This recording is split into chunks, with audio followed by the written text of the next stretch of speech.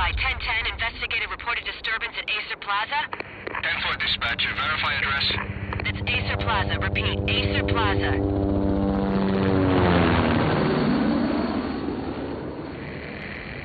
Shots fired on the rooftop. An assault in progress at Acer Plaza. Repeat, an assault in progress.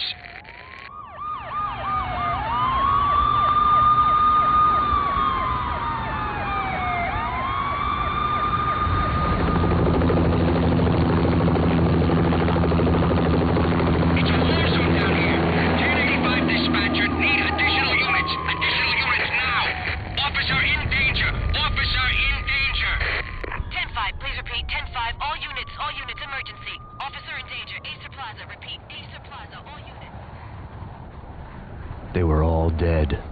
The final gunshot was an exclamation mark to everything that had led to this point.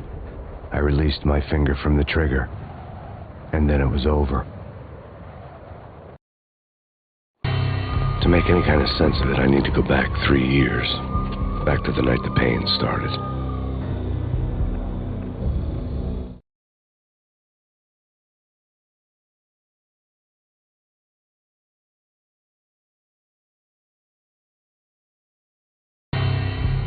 I was still on the force back then. NYPD, Manhattan, Midtown North Precinct, Hell's Kitchen. So when are you coming to work for me, Detective Payne? You'd make me work undercover in some hellhole. Sorry, Alex. Michele and the baby come first. See? My last smoke. It's bad for the baby. That's you, Max. A regular Boy Scout. See ya, Alex. Still on for poker Thursday night, right? Like taking candy from a baby. Life was good. The sun setting on a sweet summer's day. The smell of freshly mowed lawns. The sounds of children playing. A house across the river on the Jersey side. A beautiful wife and a baby girl. The American dream come true. Honey, I'm home. But dreams have a nasty habit of going bad when you're not looking. The sun went down with practiced bravado. Twilight crawled across the sky, laden with foreboding.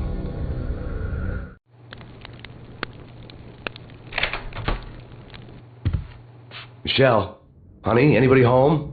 I didn't like the way the show started. They'd given me the best seat in the house, front row center.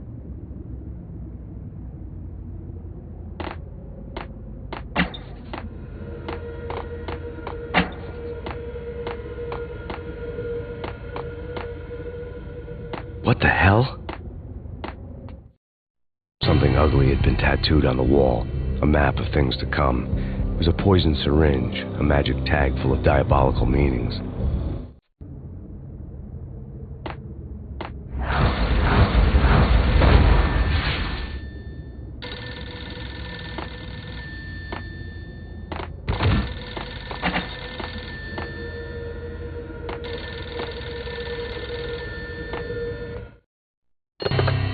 Listen, someone's broken into my house. Call 911. Is this the Payne residence? Yes, someone's broken into my house. They're still here. You have to... Good. I'm afraid I cannot help you. Who is this? Hello?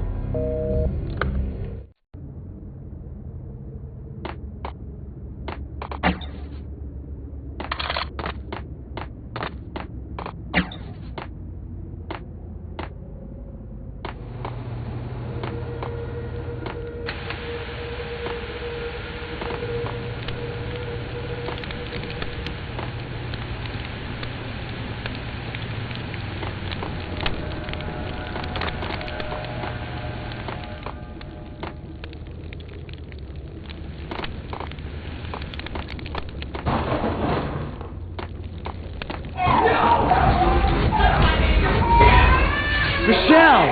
No!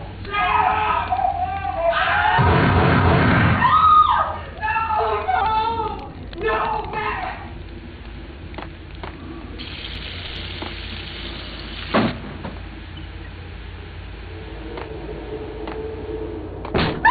Michele! Please! I'm gonna hurt you! I'm gonna hurt you! Breathe! NYPD, drop! I'm gonna hurt you. No, please. Please, God, no.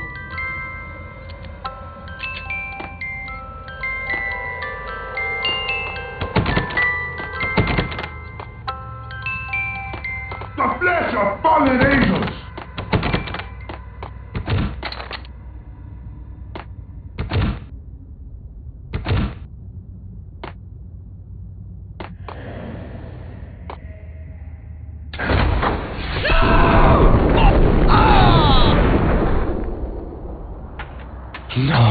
No, God, no, please, Michele.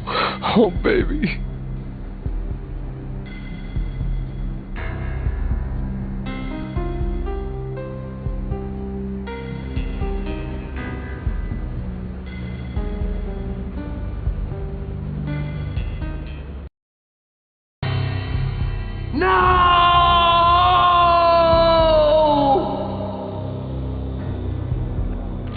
That was 3 years ago. Everything ripped apart in a New York minute. The killer junkies had been high on a previously unknown designer drug, Valkyr, V. After the funeral, I told Alex I'd be transferring to the DEA. It took us 3 long years to get a break in the Valkyr case. Then, finally, 2 months ago, a dime dropper tipped us off that Jack Lupino, a mob boss in the Punchinello crime family, was trafficking. I went undercover. Infiltrated the worst mafia family in New York.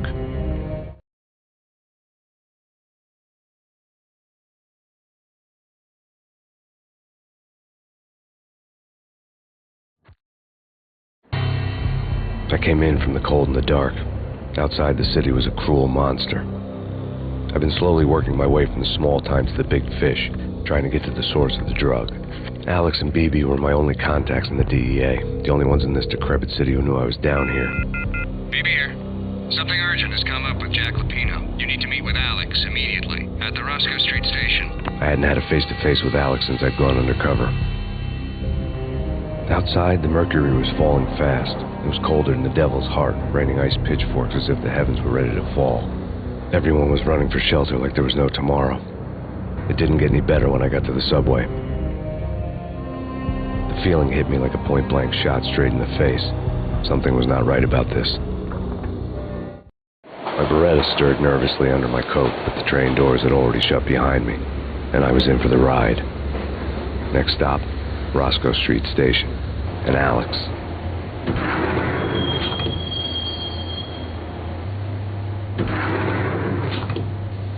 The station was drenched in gloom. Alex was a ghost, nowhere to be seen. I'd have to look for him.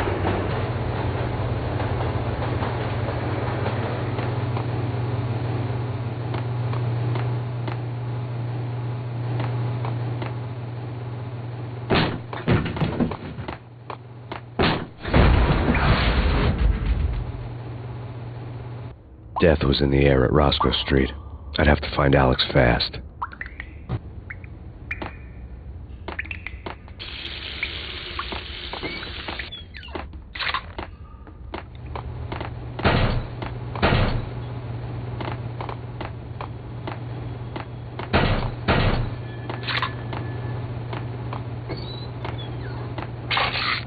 The pills would hold the pain back for a while. Wasn't Jake supposed to take care of this? He and Mickey are having too much fun taking care of the cop up there. Well, what's the plan? Simple. Gun down every mother-loving bastard that gets off the train. Sweet. Didn't the train go already? No idea. Let's just wait and see. Damn!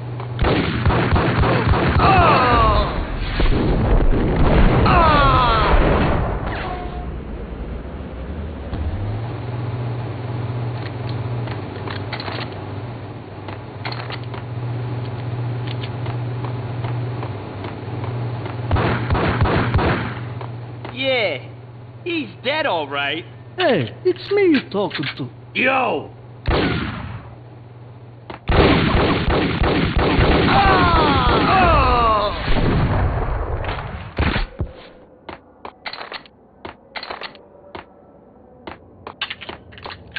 Yo, guys. Hey, we're getting around.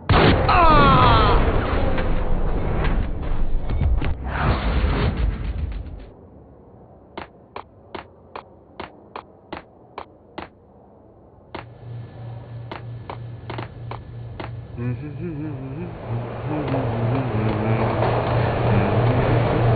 it!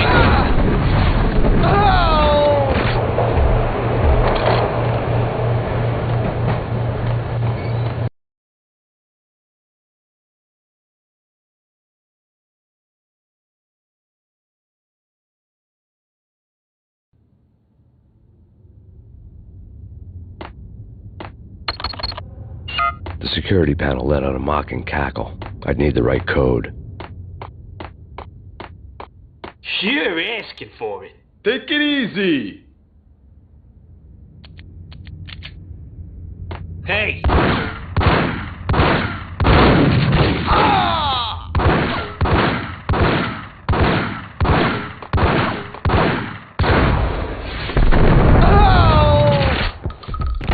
While looking for Alex, I had ended up in the middle of a big-time crime operation.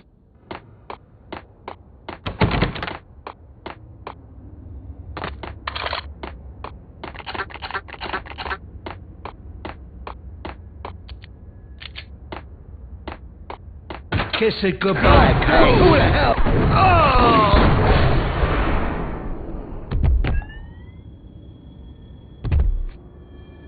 You saved me, man. What's going on here? A massacre. These armed thugs just appeared from nowhere. We need to get help. I can make the call from the control room 1 floor up. Can you take me there? Sure, sounds good. Follow me.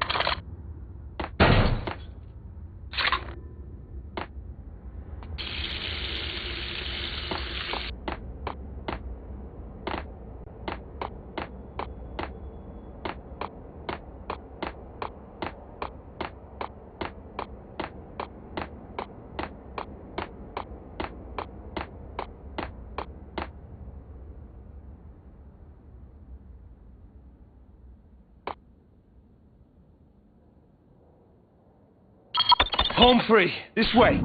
Yo! Look out!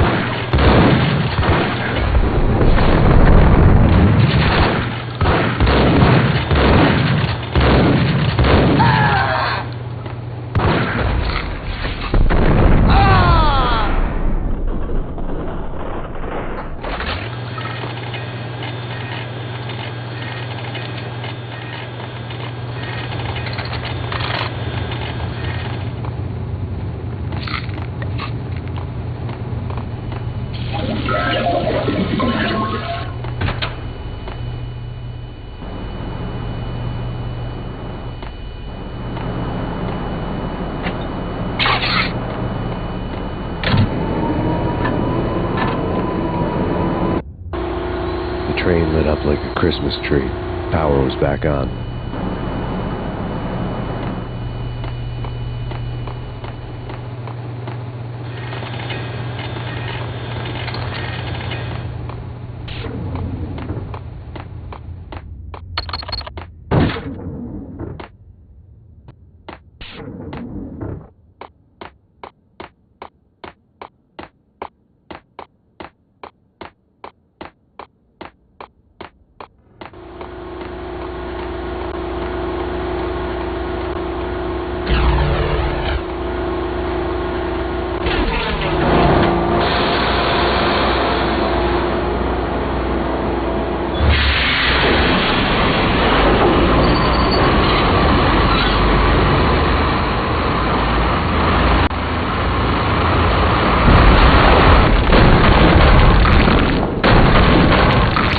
Being subtle.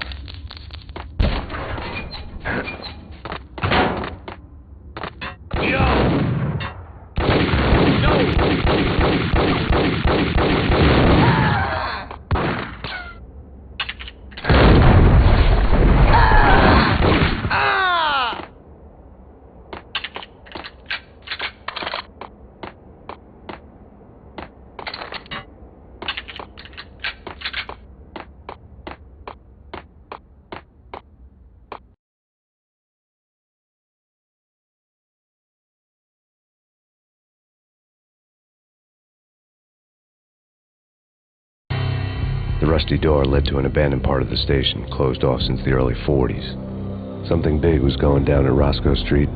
Maybe that's why Alex had wanted to meet me here. Maybe not. One way or the other, I was going to find out.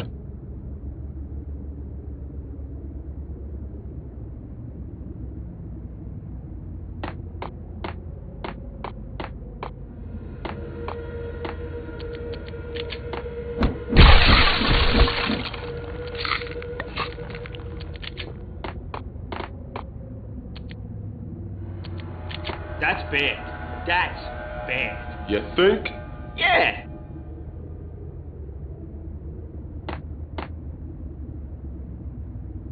Hold it.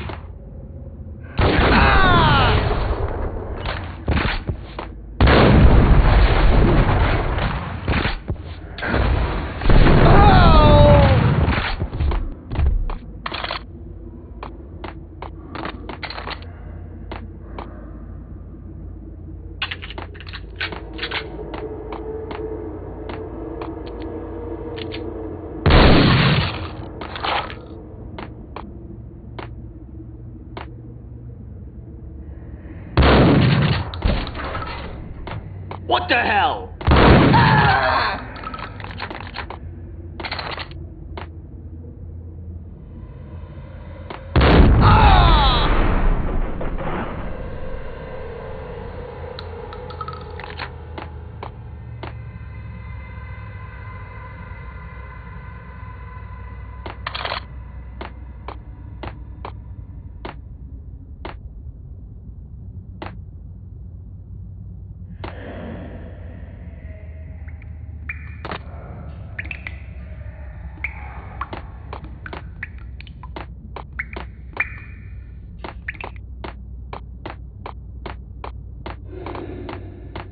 Like Lapino. Now that's spooky. Jack Lapino, yeah, spooky. But also, it's like the failure count is rising. Yeah, I wouldn't joke about it if I was you. Yeah? The station's not secured. Someone decided to play hero upstairs. That's all we need.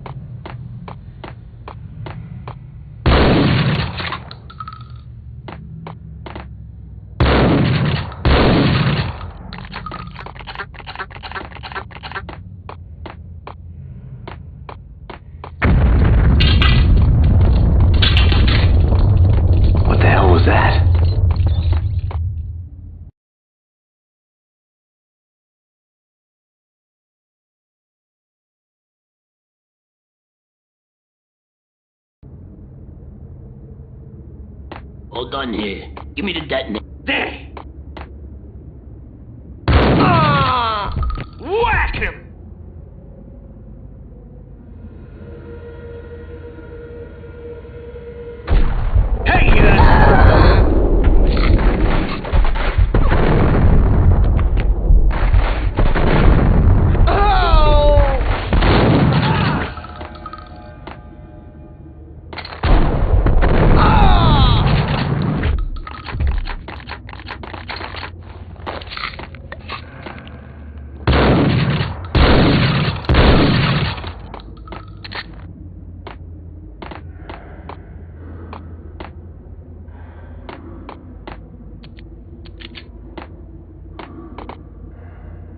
The door had been welded shut ages ago and the bomb was missing a detonator.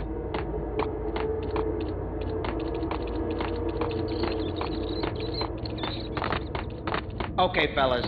The police are on their way. New York's finest are gonna be here soon. So stick to the plan. We've got our own private exit route.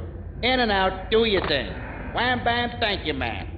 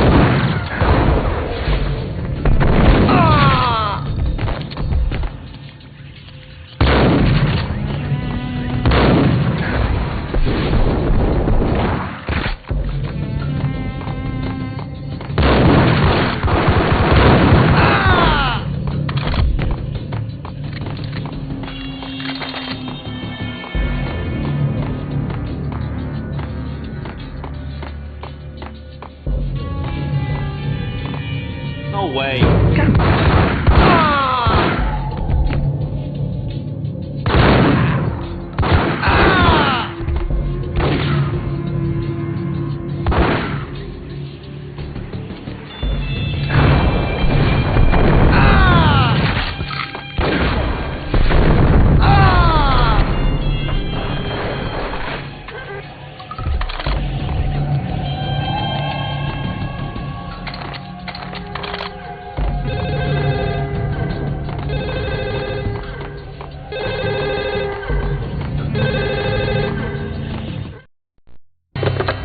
Come to you now live from the crime scene. Who is this? Right back at you. This is Deputy Chief Jim Bravura from the NYPD. You are to cease your criminal activities and surrender immediately. Sure thing, Jim. Me and the boys have been talking, and everyone's real sorry. They'll never do it again. Who the hell is this? Being placed at the scene of a bank robbery wouldn't have tipped the odds in my favor.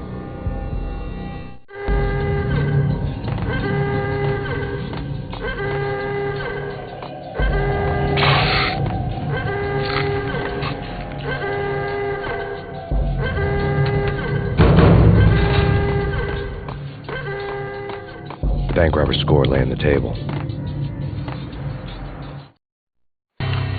The bank robbers have been after Acer Corporation bonds. The Acer success story had recently been on every channel and on the cover of every magazine.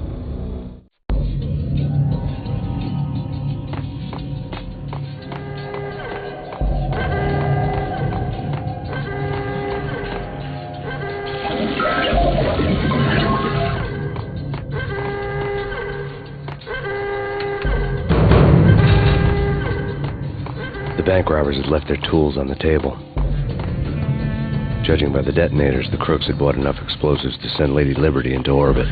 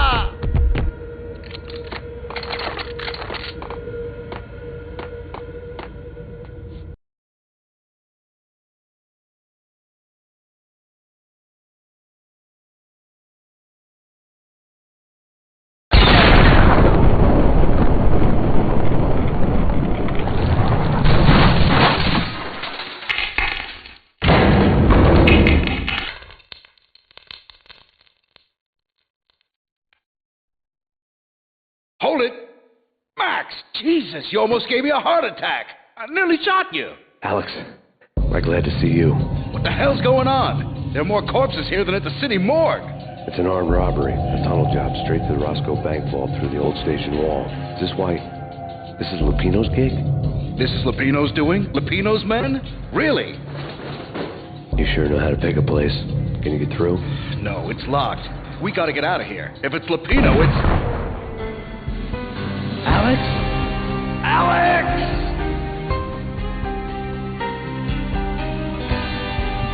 There was nothing I could do. He was dead. I could tell by the empty, accusing stare of his eyes.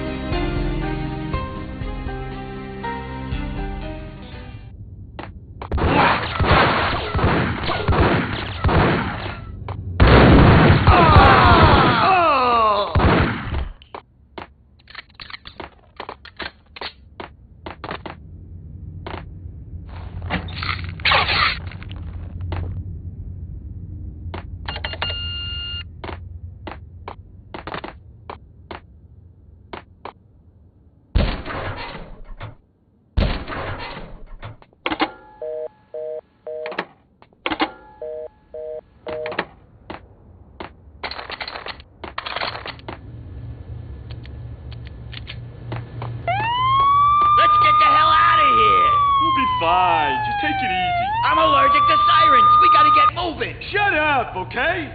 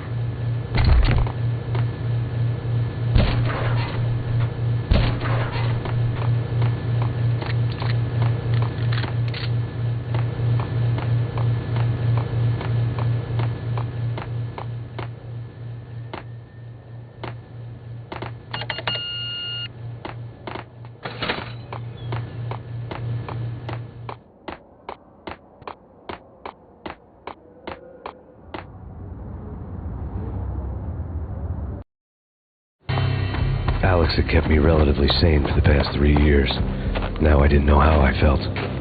Somehow he had stumbled upon something big and ended up stepping on Jack Lupino's toes.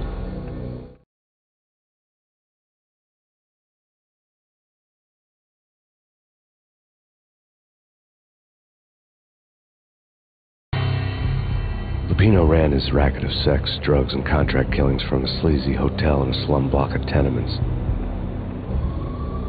The NYPD was closing in. I could hear the sirens. Their wail was a crescendo. Lupino thought he could get us by taking Alex out and leaving me to take the fall for it. All he had gotten was my attention. I went for the hotel first.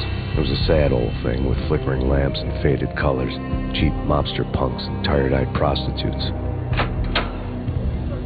I walked straight in, playing at Bogart like I'd done 100 times before.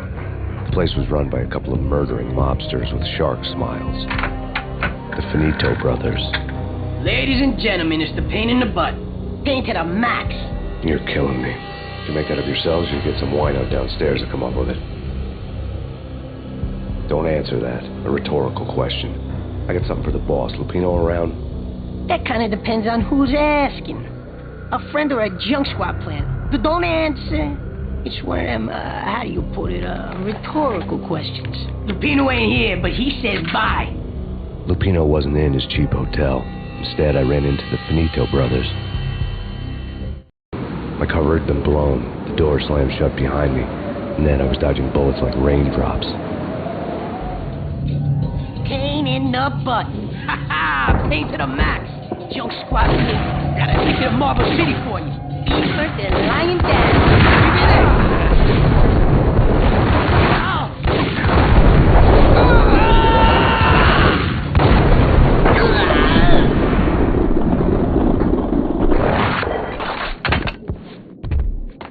A letter on the desk caught my eye. Bosses! It's Payne!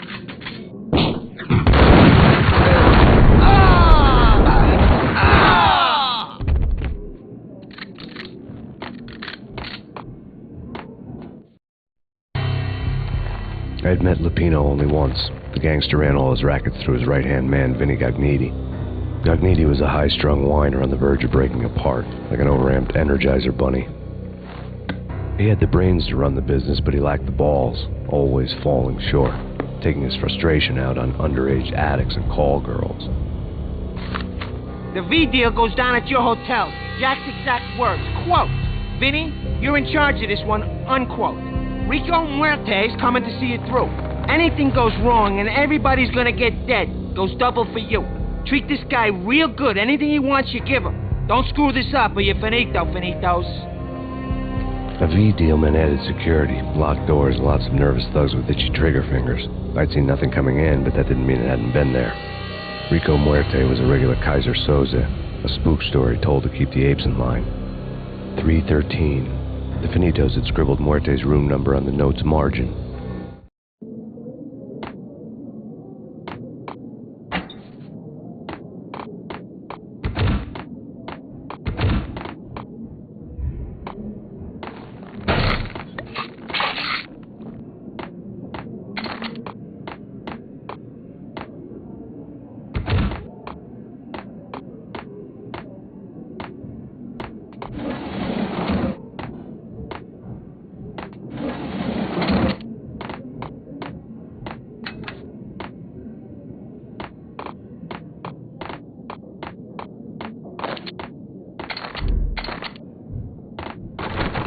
Getting out was not going to be easy.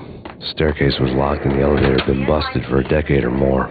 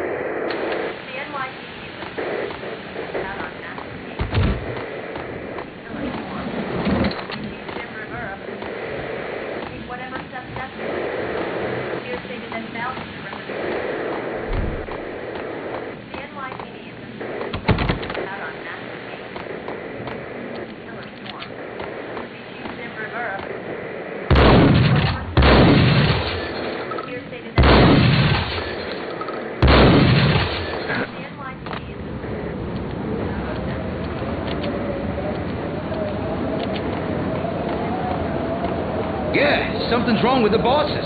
Payne's there and they're not answering. Let's go already. Payne's gonna pay in spades. Hey!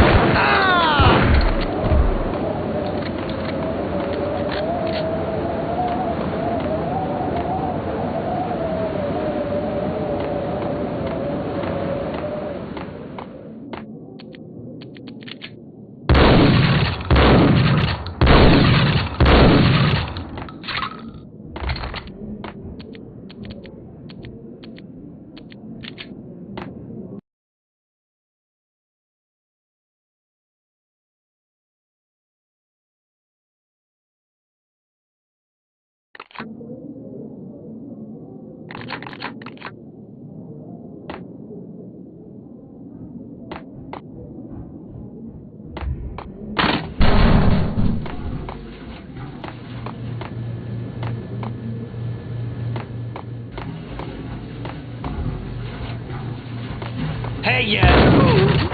Ah!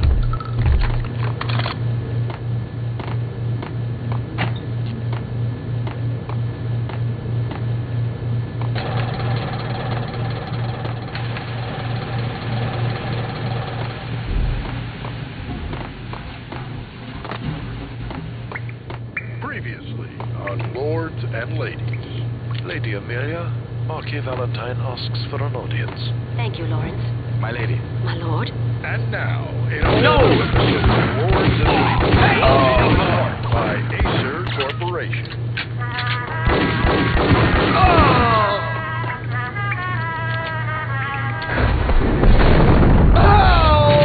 My lady, there is a matter of great importance I must bring to your attention. My lord, there is?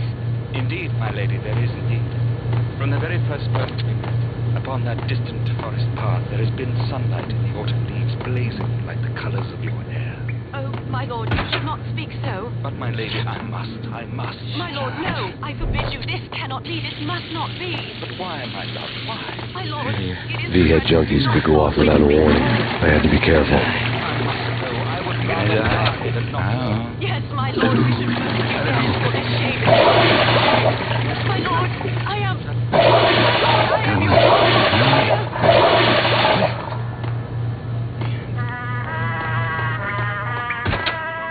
There he is! Nice!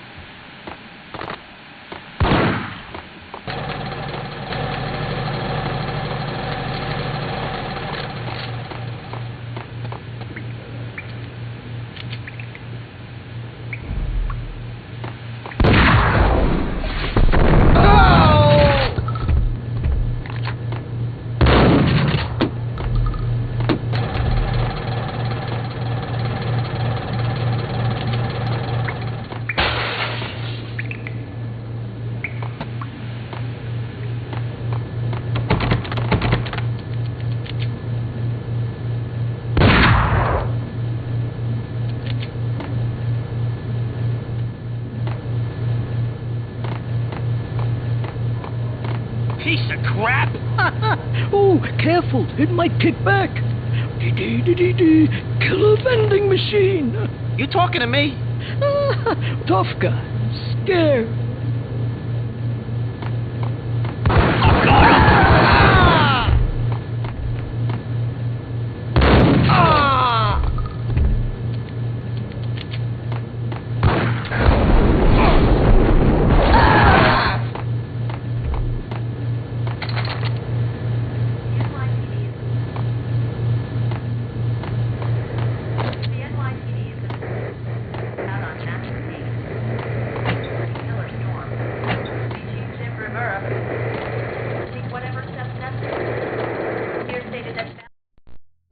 Tonight, the city's fight against the nightmare drug Valkyr took a turn for the worse, as DEA Special Agent Alex Balder was found brutally slain at the Roscoe Street subway station.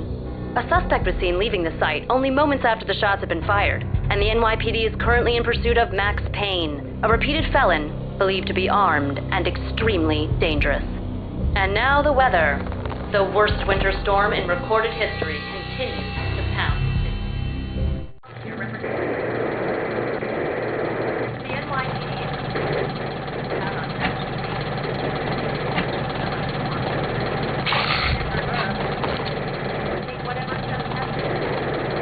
This party had been dead for a while. I couldn't say I was sorry I'd missed the show.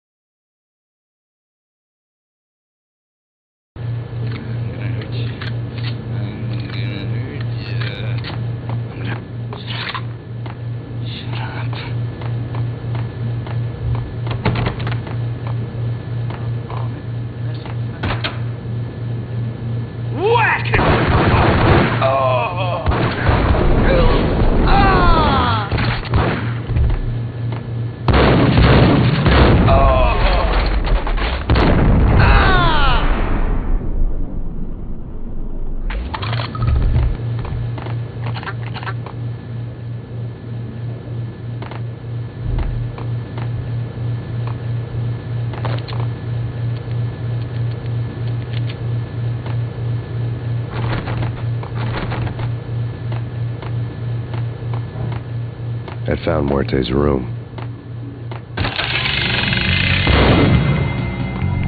Muerte had received a letter. Our investigation had turned up nothing to link Angelo Punchinello, the head of the Punchinello family, to Valkyr. All tracks had ended with Jack Lupino. The letter in Muerte's room was signed by the Don himself. was the first hint that the Kingpin knew what was brewing inside his syndicate. The trouble you got into after the Chicago screw-up.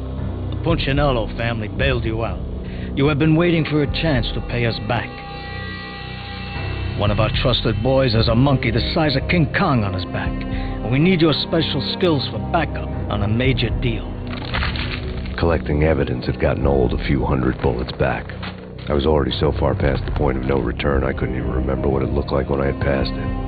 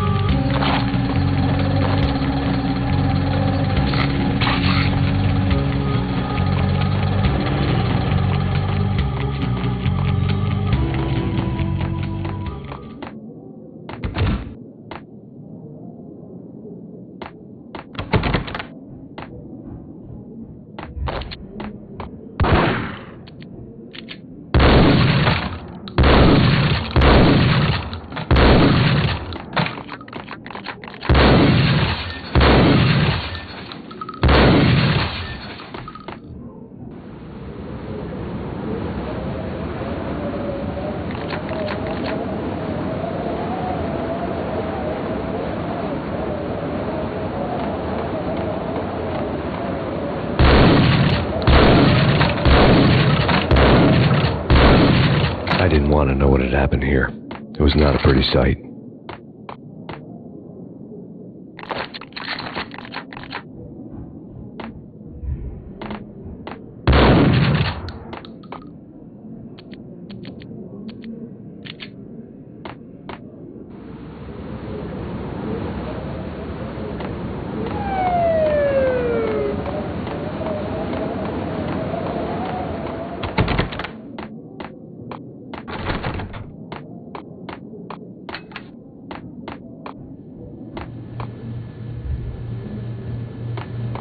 No way. Come on. Fine, okay.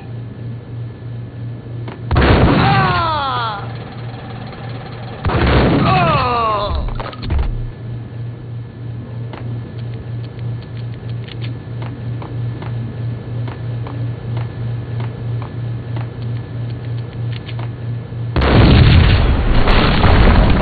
Hey! Told you. God damn! I thought it was a bomb for sure. Nah, the Russian wouldn't dare. This has been waiting to happen. I thought it was a bomb. Hey! Ah!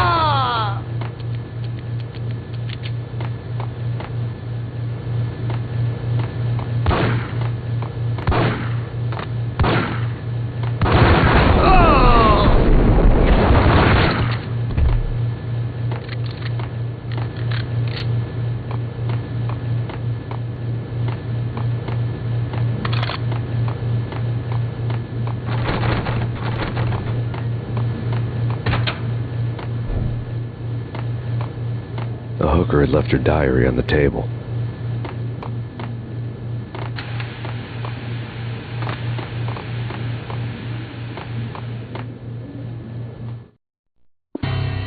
The diary belonged to a hooker named Candy Dawn. The read would have made a vice cop blush. Had talks with the mystery hag over the phone again. Sent her the latest One-Eyed Alfred tape. As long as the hag keeps paying for the tapes, the old man could come every day for all I care. She had a nice sideline, making secret X-rated flicks of her clients and selling them to the highest bidder. They would get her killed if her V-fix for the day didn't do it first.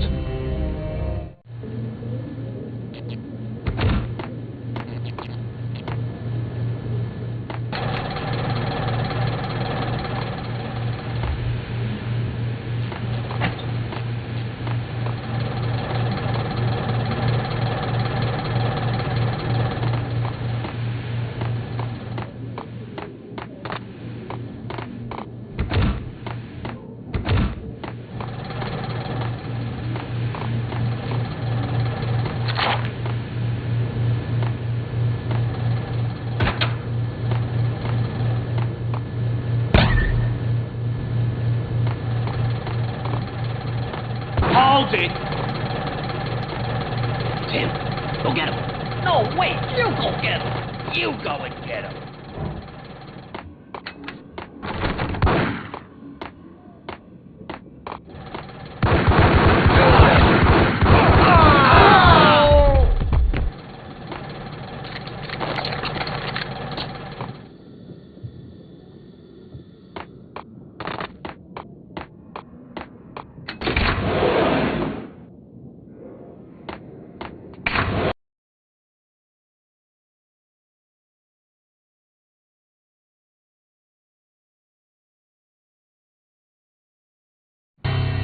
The old service elevator rumbled down to the bowels of Jack Lupino's hotel.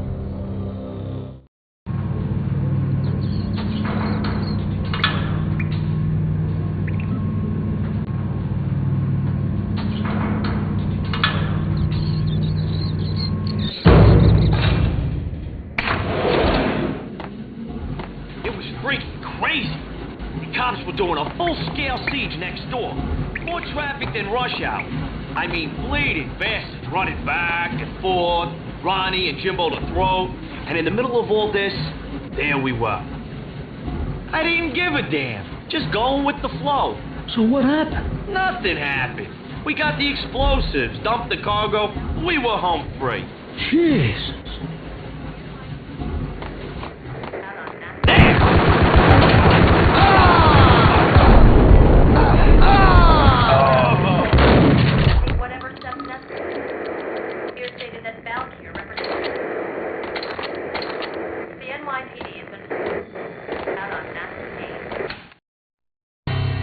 A winter storm warning is in effect in the whole tri-state area, as both freezing rain and heavy snowfall continue. Many roadways are already closed, and people are advised to stay indoors.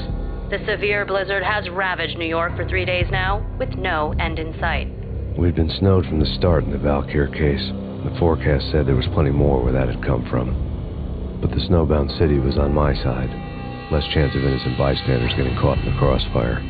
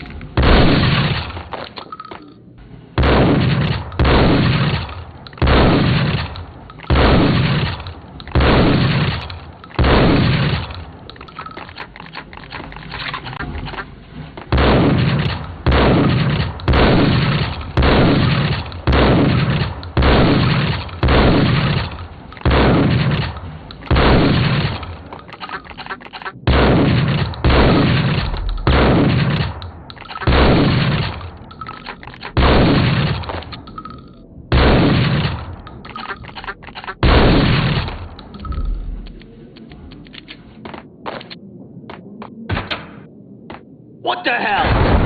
Ah! Exhibit number 1, a newspaper. A dead man tied to a chair lay on the boiler room floor. Captain Baseball Bat Boy has an unbeatable track record in superhero death matches. But a 6-pack of root beer gets me every time. The murder weapon was a baseball bat, now lying in a pool of drying blood next to a newspaper folded open on a Captain Baseball Bat Boy comic strip.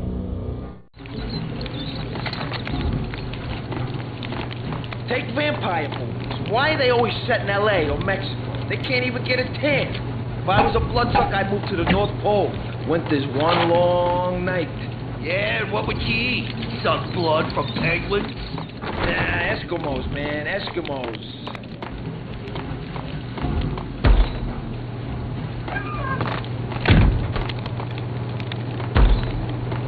What?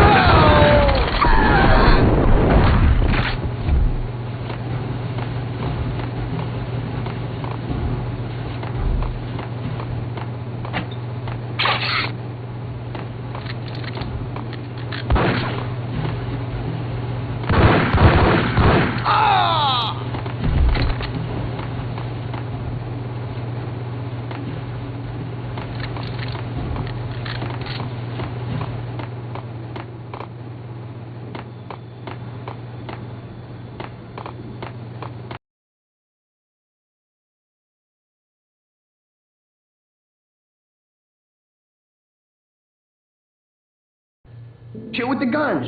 Trust me, you don't want to piss Muerte off. Gentlemen, let's do business. Green for green. Cheers at green-eyed angels. Amen.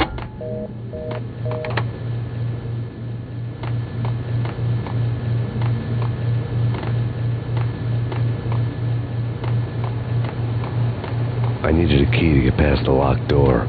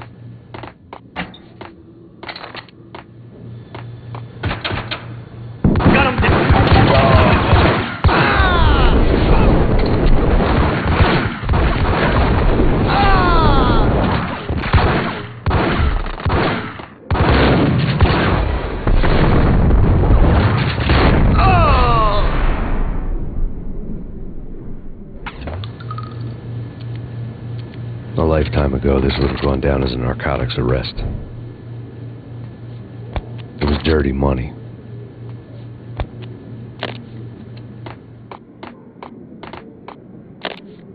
The transparent cylinders glowed green, full of Valkyr.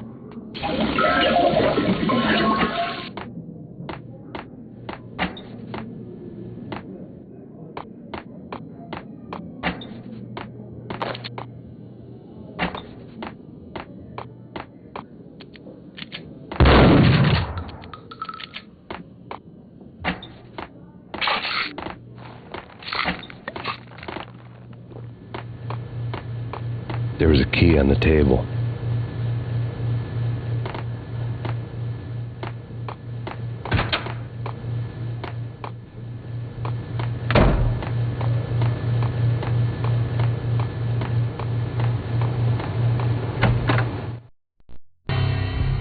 Two mad dog killers, ready to murder each other. They step into the next room, and I'm thinking, now they're gonna do it. But no. They sit down in front of a TV and solve their differences with a kung fu fighting video game. I tell you, Candy, I was so depressed, I strangled them both with the video game cables. Oh, Rico, you're so bad. I am, ain't I? Rico Muerte, big-time hustler. Who the hell? It's that cop. Muerte went for his gun. Do something. There he is.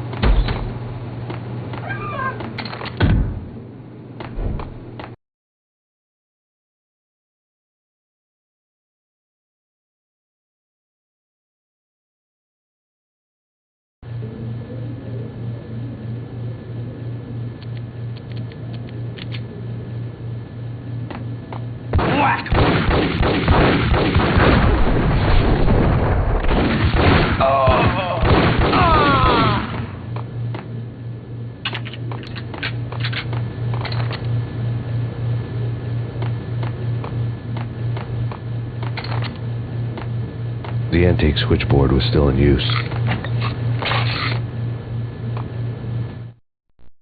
There was an old telephone switchboard in the back room of the reception area, the kind that made phone tapping child's play.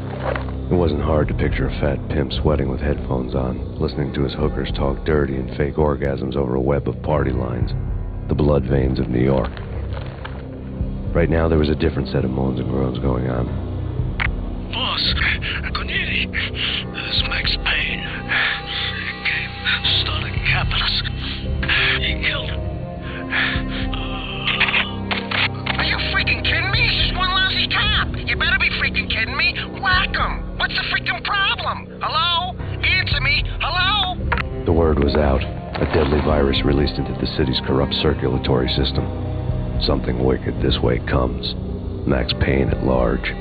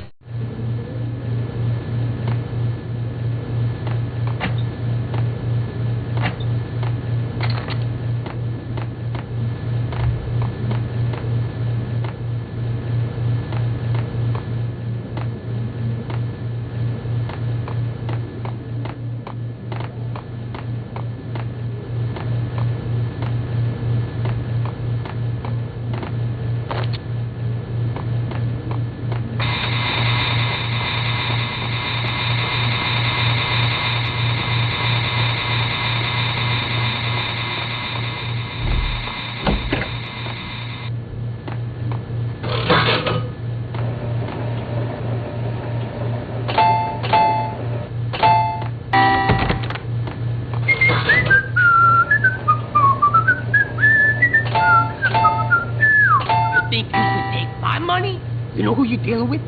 Huh? Do you? Do you?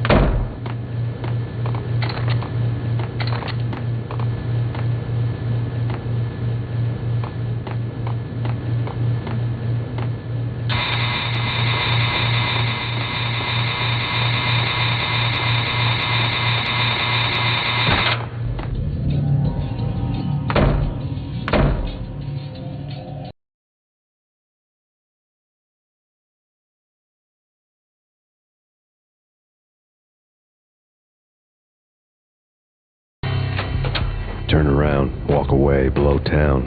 That would have been the smart thing to do. Guess I wasn't that smart.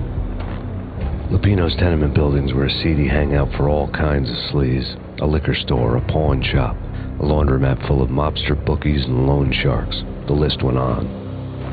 The how and why of it was a mystery to me, but they knew I was a cop. They knew I was coming, and they were going to get real trigger-happy about it. I got to see Lupino's hangout all lit up. A bomb went off, turning snow into liquid gold. A pillar of fire lifted the remains of a car straight up into the air. The flames were highlighted on the hood of a black Mercedes-Benz as it coasted down the street real slow, as if the driver didn't have a worry in the world. I got a good look at the man riding shotgun. It was Vladimir, the head of the local Russian mob, the fly in Don Punchinello's soup. The ringing in my ears was the sound of a mob war being waged.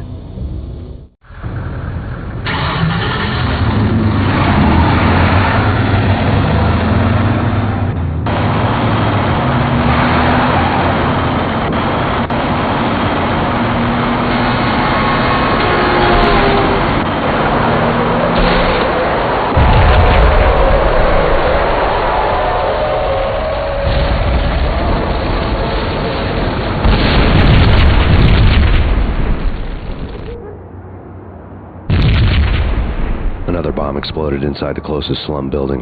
It was a lucky break. The goons inside were spooked, but luck always came with a price tag. More bombs could still be ticking inside, and the cops would already be on their way. Jack Lupino's suite was on the top floor. At least it used to be, before the explosive makeover.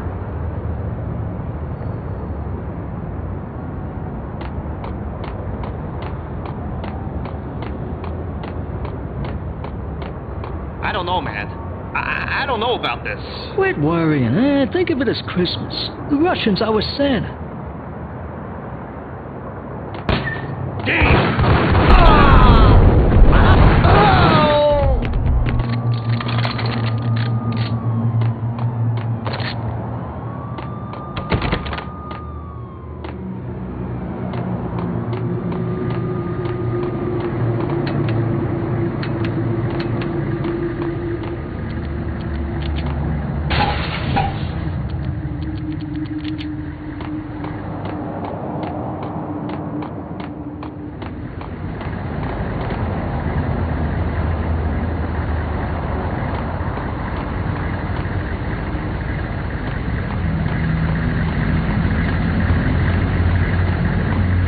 Were a depressing read.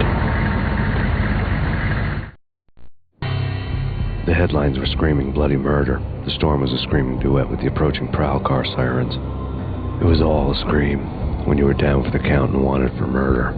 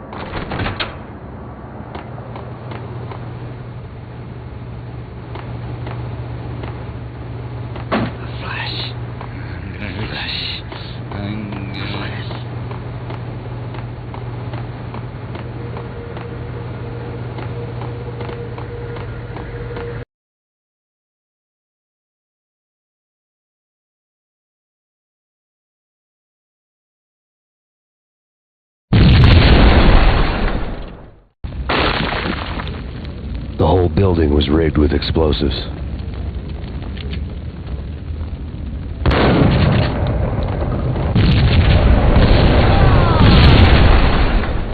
Hey, yeah.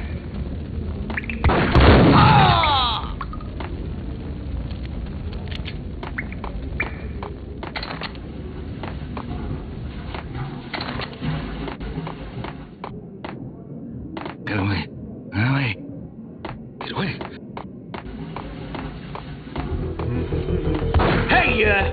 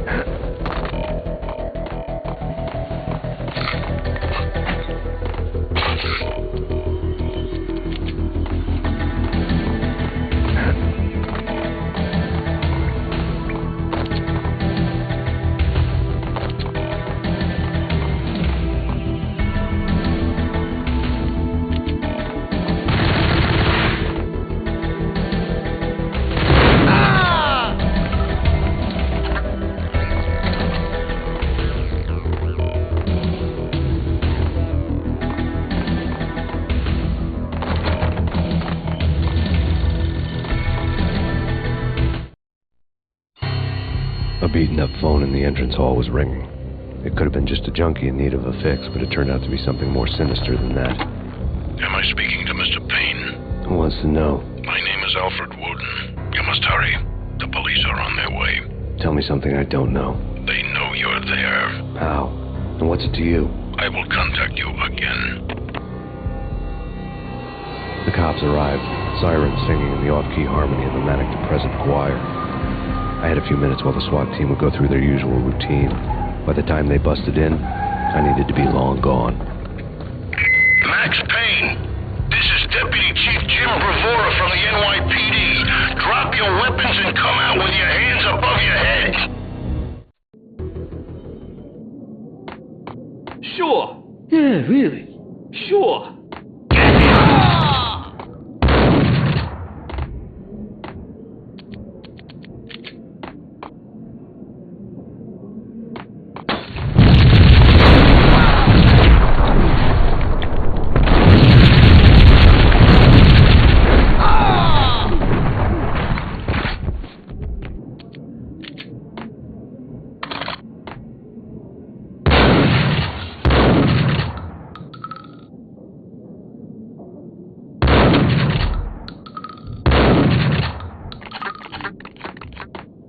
Someone had left a letter on the counter. Suddenly it all made sense. The bombs, the Russian mob boss making an appearance in person. Gagniti was his usual self, all talk and no walk. After our hit, the Russian has only a couple of guns left, and they can be bought. There's no freaking way he has the guts to try anything after that. As it turned out, the Russian had plenty of guts. One thing you could count on, you push a man too far, and sooner or later he'd start pushing back. There was a key on the shelf.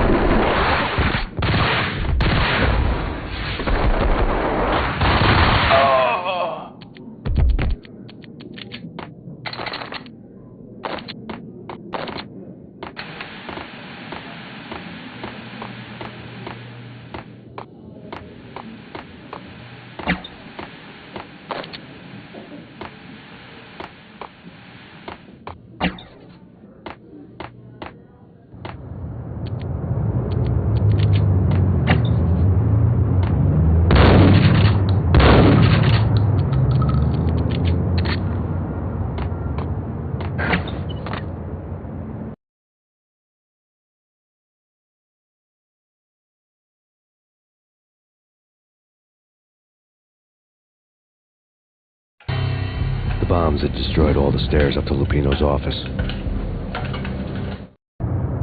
The alternate route led there by way of adjoining rooftops.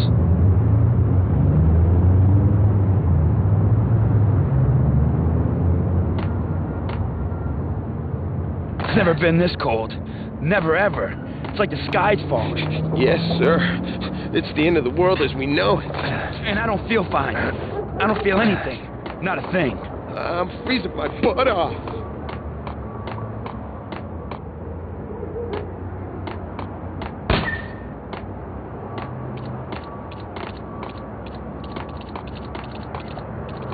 To get to the roof, I'd need to get to the elevator through the locked door up ahead.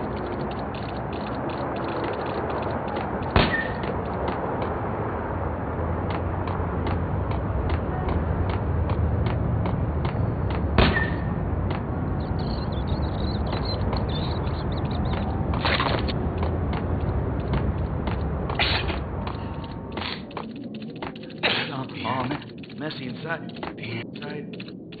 Blood. Max Payne?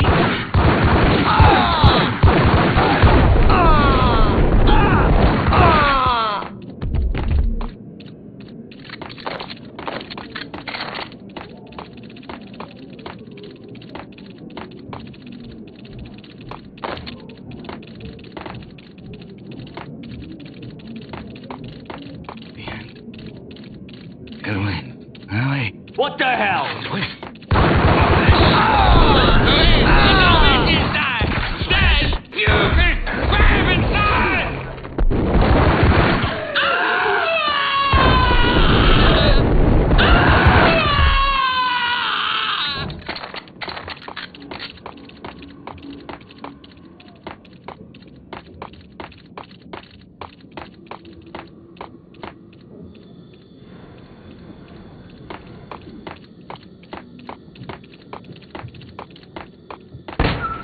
No, don't shoot.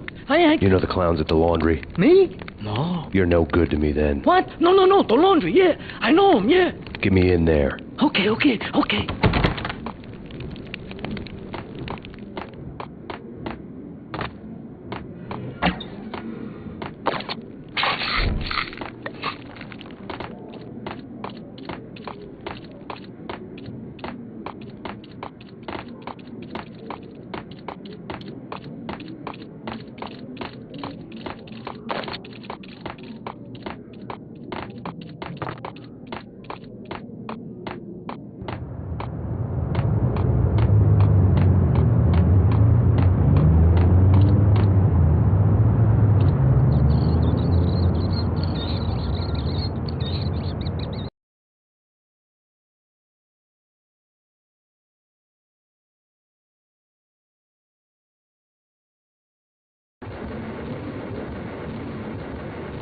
It's me. Open up. Let me in, quick. Not so fast. The password. John who? Come on. Oh, okay, John Woo. All right. Come right in. It's a trap! It's Payne!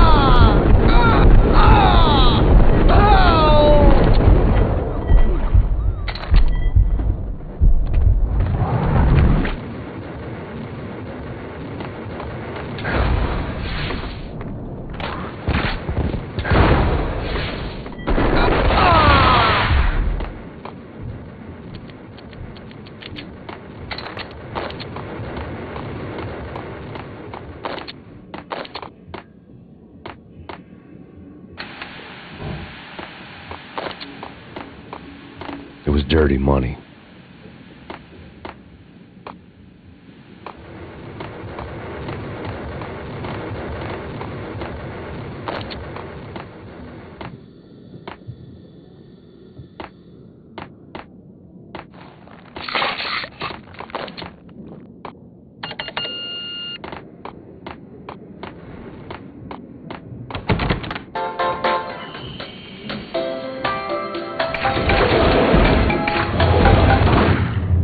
Thank you. The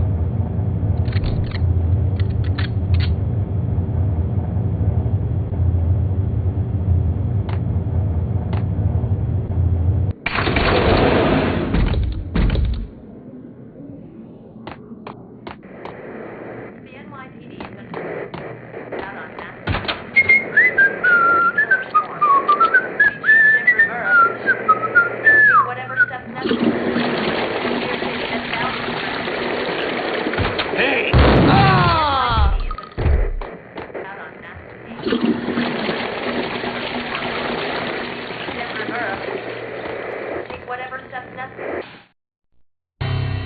New York City is in crisis tonight, with reports of Valkyr-related gang war in the streets of the Bronx. Apparently, Max Payne, wanted for questioning in connection with the slaying of a DEA special agent earlier tonight, is waging a one-man war against his former partners in crime. Among the list of casualties so far are notorious mafia members Joey and Virgilio Finito, as well as Rico Muerte, himself a fugitive from the law, and a suspect for several murders in the Chicago area. The NYPD has been placed on full alert. A citywide APB has been put out on Max Payne. Deputy Chief Jim Bravura has promised to take whatever steps necessary to bring him to justice. What those steps may be remains to be seen. For NYCNN TV News, this is Kira Silver.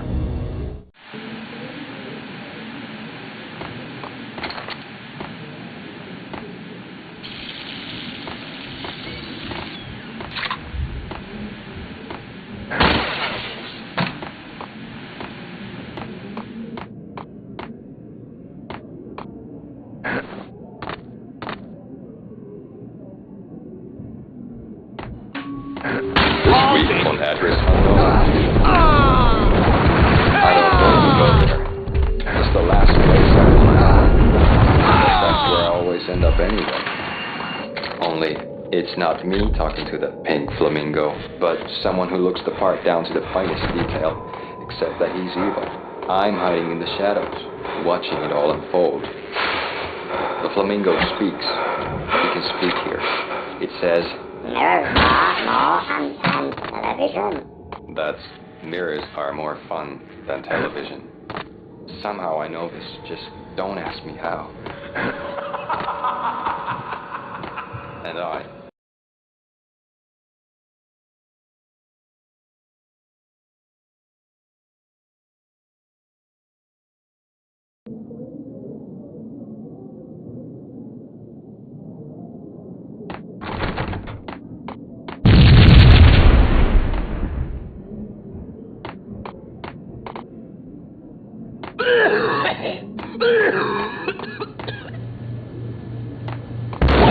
Green. It's always red or blue in the movies. So, green? No, not the green.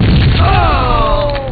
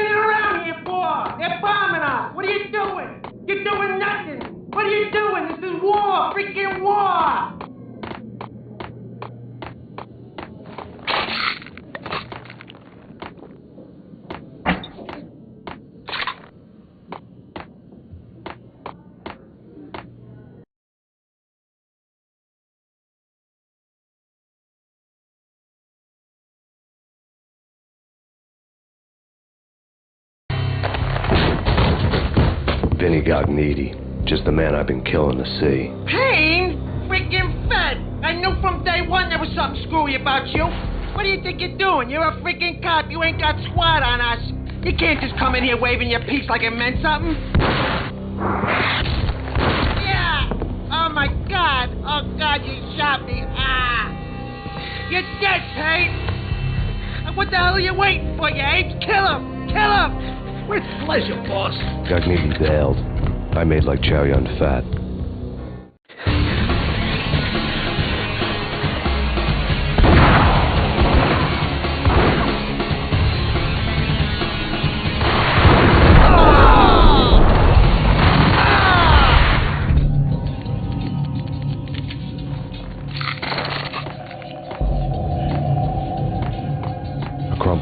lay on Gagniti's desk.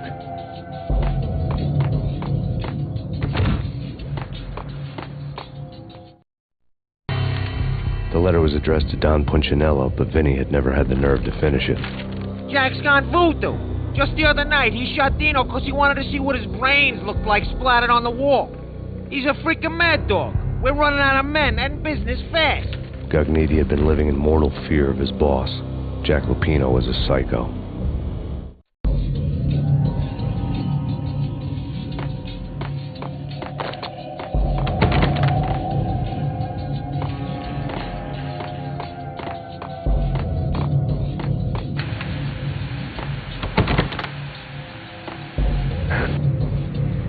Vinny Gagniti was really scared. He could run, but with a bullet in his stomach like a broken bottle of Tabasco, he was quickly running out of time.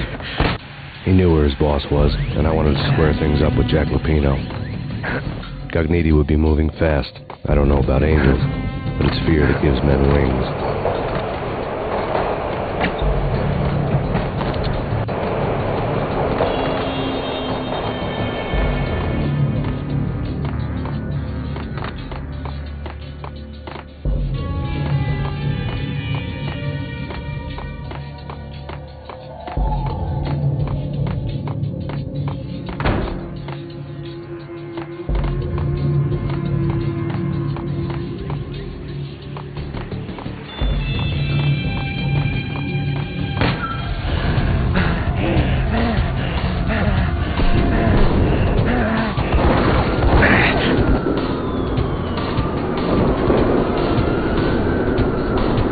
Gagniti hitched a ride. To catch him, I'd have to follow his lead.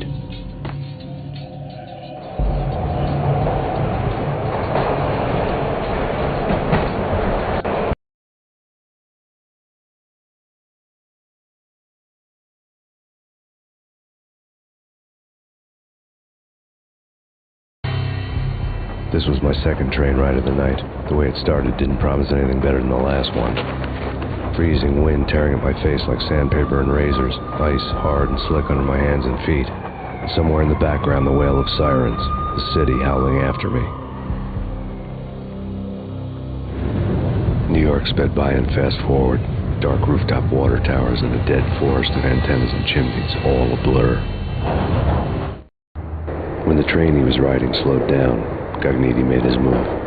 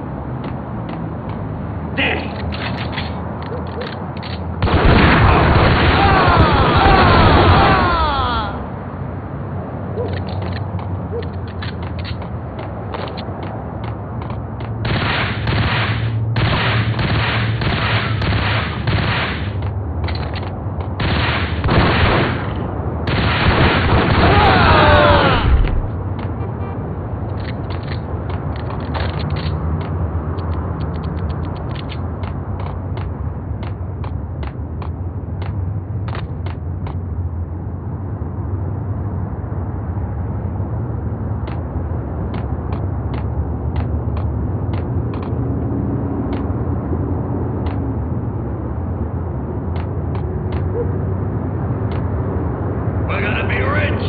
Freaking rich. Even richer than that, wise guy. Freaking rich. Hey, let him go.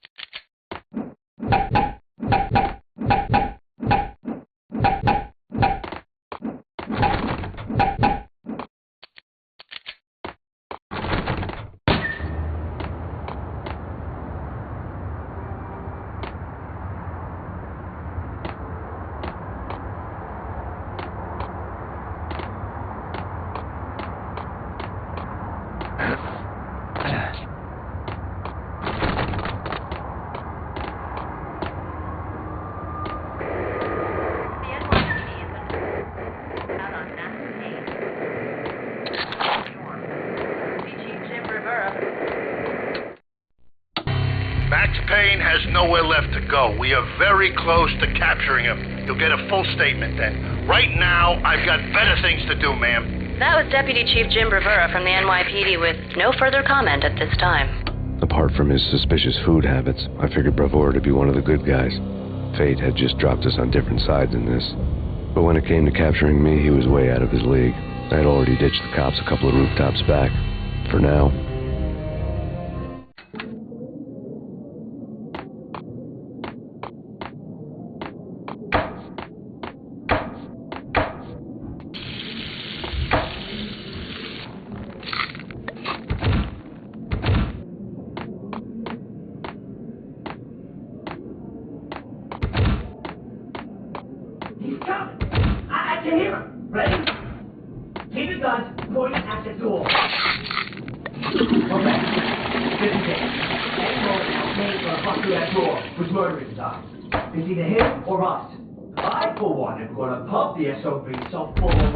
Building a forklift to carry the coffin to the grave. Ice! Ah!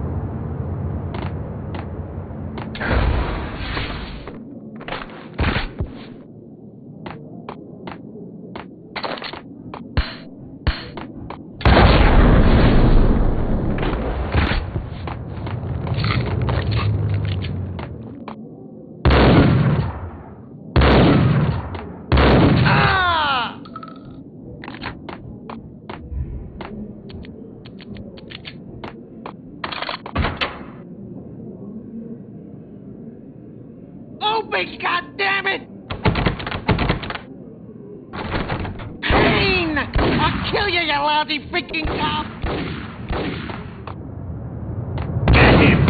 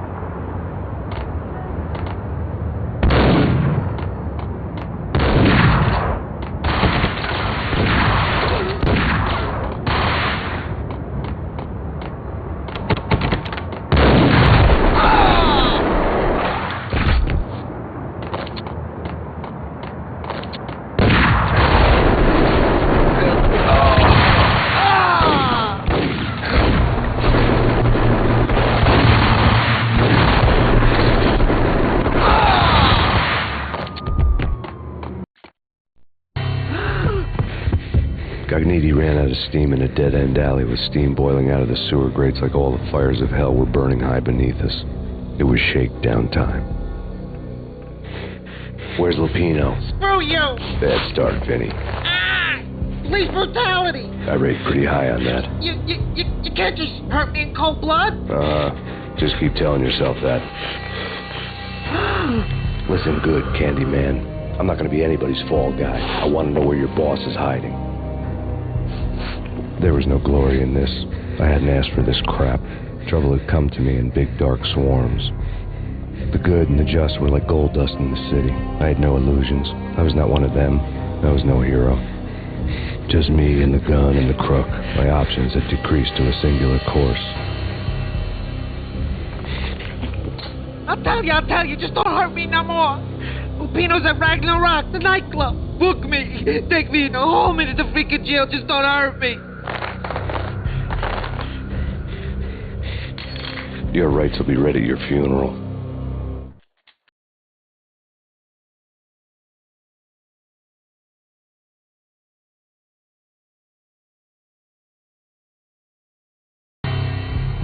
Ragna Rock was Lupino's private nightclub, a den of drugs built into an old theater. I knew what waited inside. P-head junkies ready to explode in random acts of senseless violence, and Lupino's goon squad, the worst stone-cold killers this side of hell. Ragna Rock was as inviting as a headache, flickering and flashing to a machine gun beat. The belly of the nightclub was a gothic theme park that began with bondage games and led to the nasty stuff from there.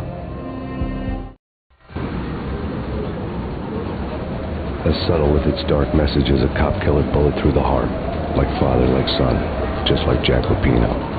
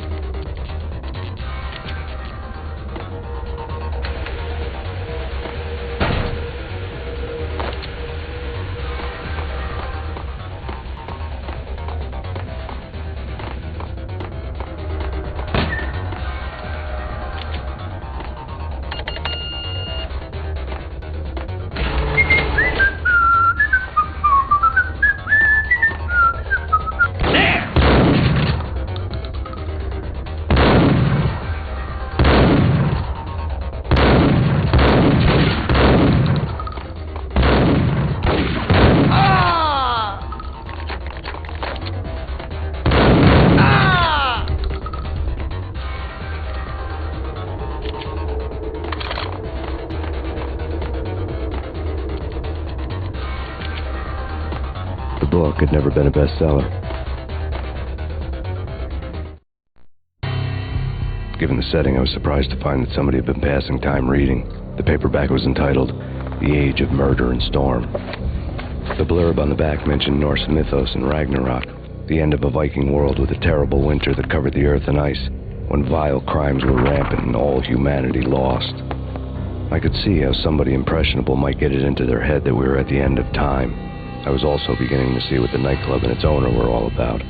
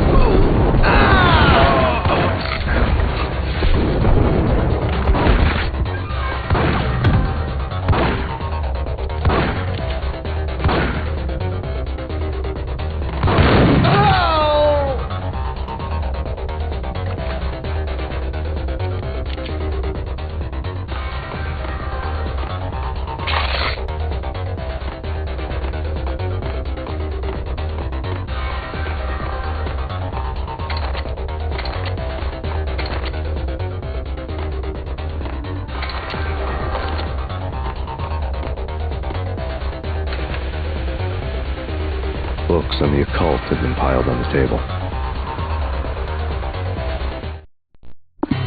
The room was stacked with light reading, such as Necronomicon, Witchcraft, and Paradise Lost. Old exotic titles like Malleus Maleficarum and De Umbrarum Reini Novum Portis. Books with pentagrams on their covers, all dealing with the occult and the infernal, lying between stacks of horror videos and a couple of Ouija boards. The only thing I could take seriously was the thought of Lupino taking it seriously. He had been spending a lot of time getting intimate with the guy downstairs.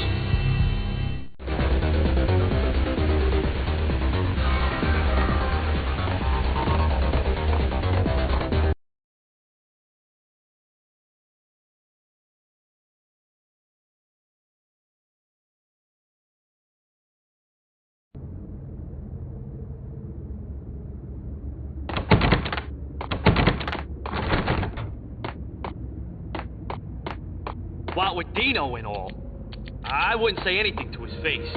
He might not Who knows what he'd do? Yeah, but somebody's gotta go in there. It's too freaky. All the screaming, I mean. It's been 3 days now. Don't look at me. Hell no, I ain't got no death wish. I'm just saying, it gives me the creeps, especially now. It's gone all quiet in there.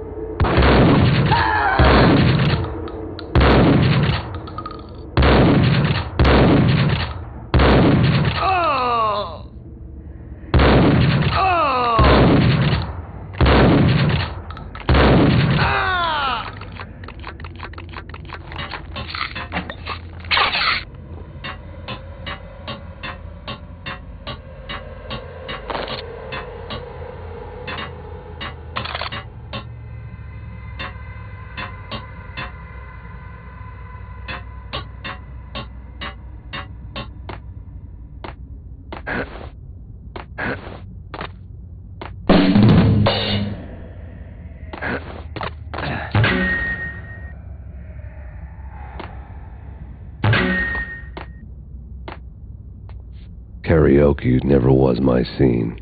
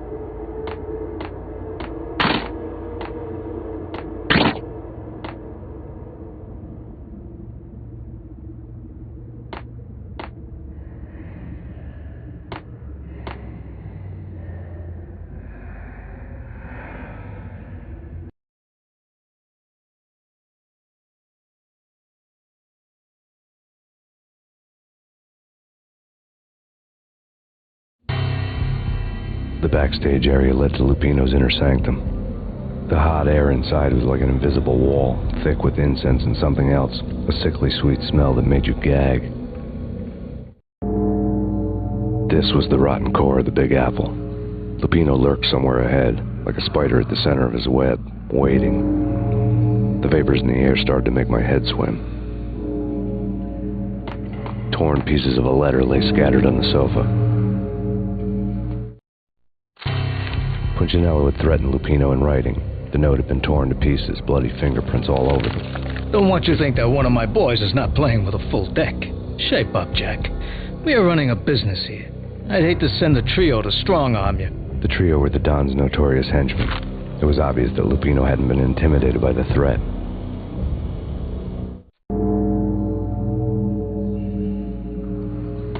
Lupino's notes covered the table.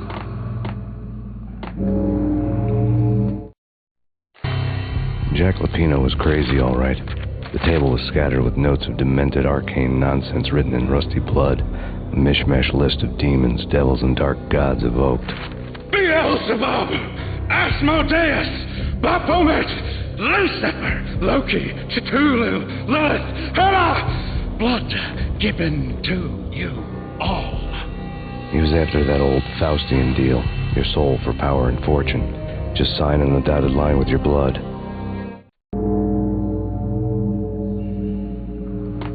Lupino's notebook lay on the pedestal. Jack Lupino was crazy, all right.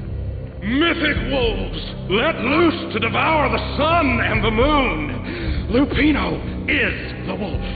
I'm Mr. Beast, the big bad Fenris wolf. I'm the end of the world man, wearing the flesh of fallen angels. After Y2K, the end of the world had become a cliché. But who was I to talk? A brooding underdog avenger alone against an empire of evil, out to right a grave injustice. Everything was subjective. There were only personal apocalypses. Nothing is a cliché when it's happening to you.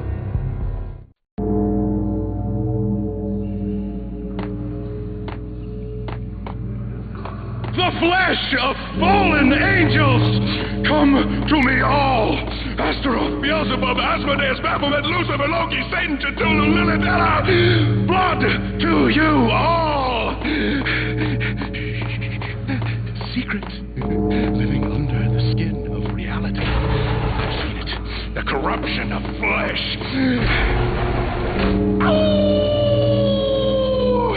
I'm the wolf, yeah! I am the wolf!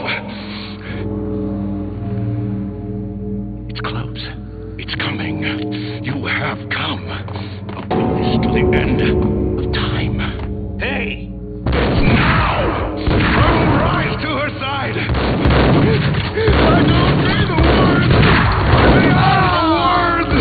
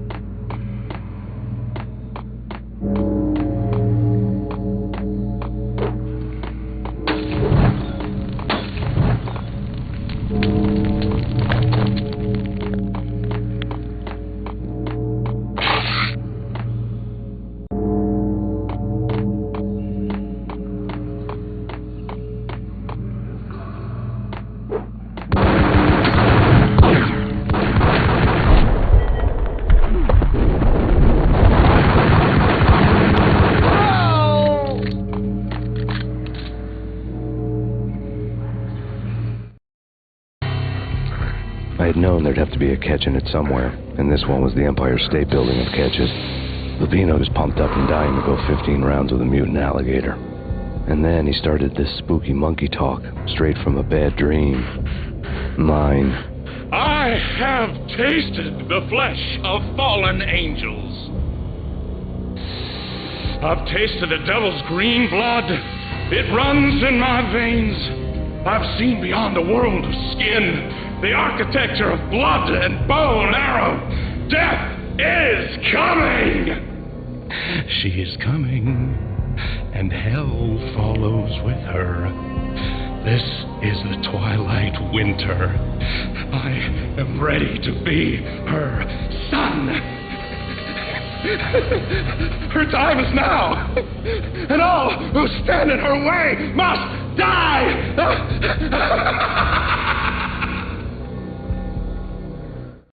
Die! You'll die! You'll die! Now! All die!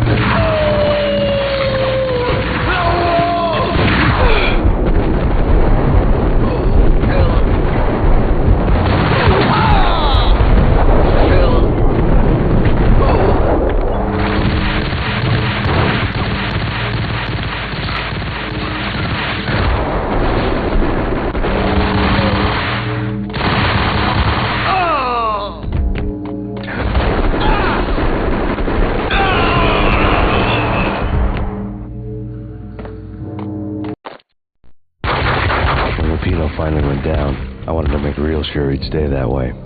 V was a bad monster. Turned them into friggin' zombie demons from outer space. I think he's dead already. Huh? And that's when it happened. But dead or not, you've got the wrong guy. In stepped this knockout femme fatale, holding a gun to my face. I returned the favor.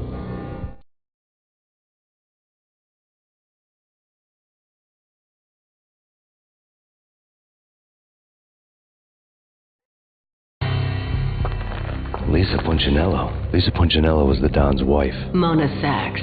Lisa's evil twin. Your safety's off, evil twin. You might hurt someone with that gun of yours. Lisa's the damsel in distress. I'm the professional.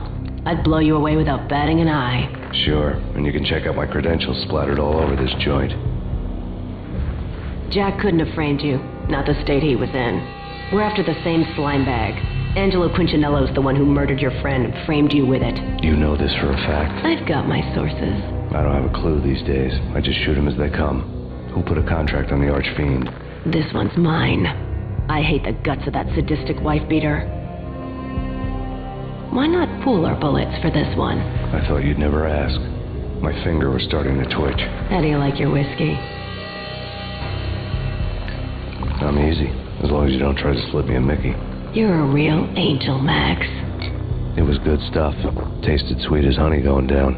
Nothing personal. Can't risk you going berserk and getting Lisa killed.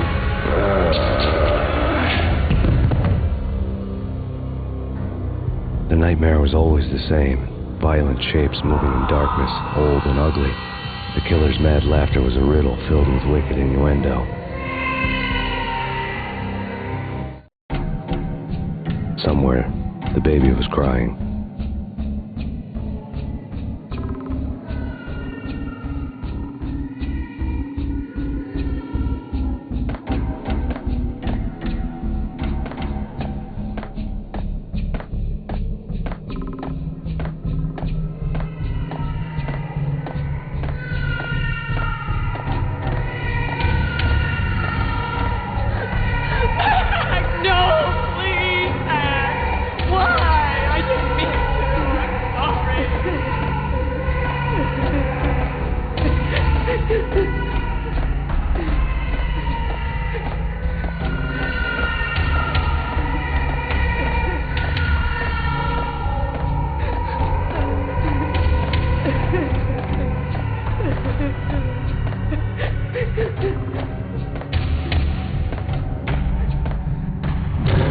Should have known it when we found you snoring next to Lupino's corpse.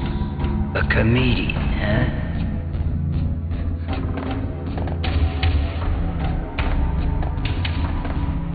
Michele looked at me from the photo. The Payne family. Happiness captured in a Polaroid moment. I had thought it would last forever. Till death do us part. I didn't want to think about it. As long as I didn't, it could never happen. But I had broken my own rule. The thought had already slipped in. Fear was rusty needles poking at my brain. Cold and scaly, it slithered down my chest.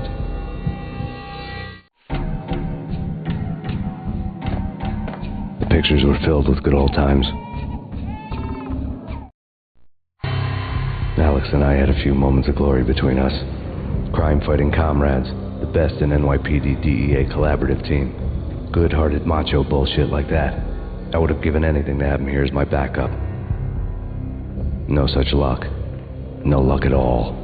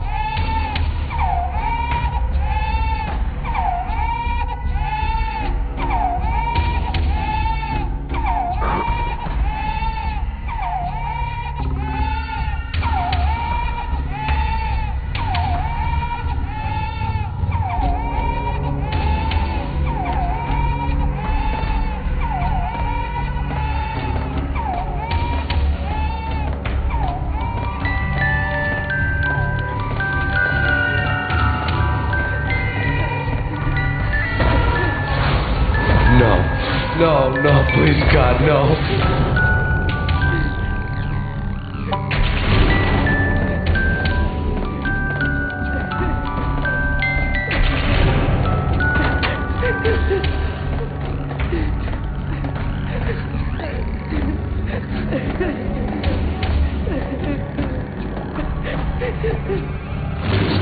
Dice them, shoot them full of holes, blow them to bits, vaporize them, disintegrate them. No matter what you do, they'll still be back, good as new.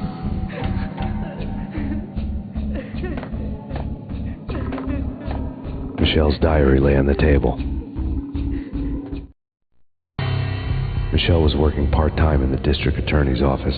Her diary was open on today's entry, her handwriting all pretty curves. An army dossier found its way to my desk yesterday. Valhalla? Isn't that a Norse myth? Something about Vikings? I tried to tell Max about it, but he was busy, that cute frown on his brow. Guess it's nothing, just a mix-up at the courier service. From now on, I would always find time for her. It was a hollow promise. Too little, too late.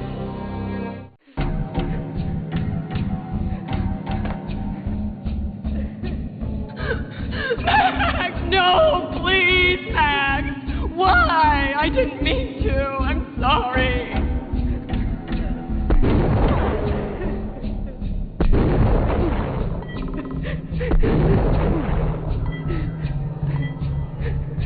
Murderer! You killed her! Nothing like that ever happens in the real world.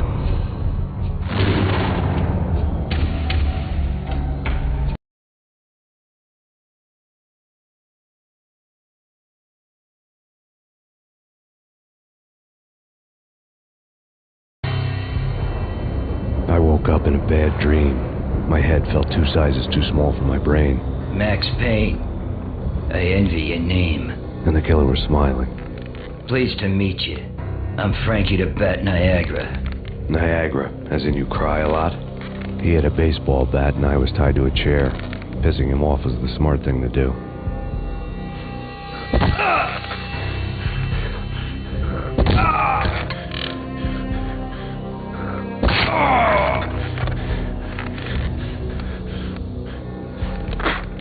Nothing wrong with a little laugh now and then. Take me, for example. I love to watch cartoons. Cartoon violence is a fascinating thing. Let's take a break. I need to take a leak and maybe grab a cold one at the bar. Don't worry. I'll be back to finish this off. And then, it's checkout time. You play, you pay, you bastard. He swaggered out, and the door clanged shut behind him, locks clicking into place. Everyone makes mistakes.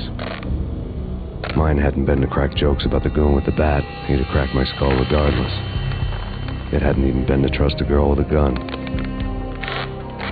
I had blindly gone after the first bad guy on my hit list when I should have been aiming further up the ladder, at the head of the Punchinello family. I couldn't bring myself to be pissed at Mona. Guess I had a soft spot for her pretty face.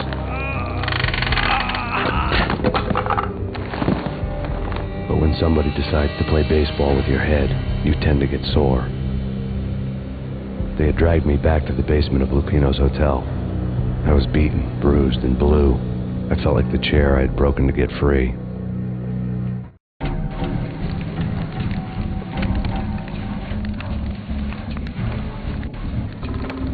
All I had was Niagara's bat, sticky with my own blood.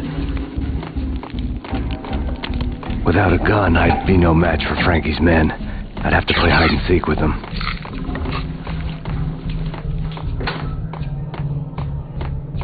It's Frankie's turn. We'll take... Hey! Oh! Yo!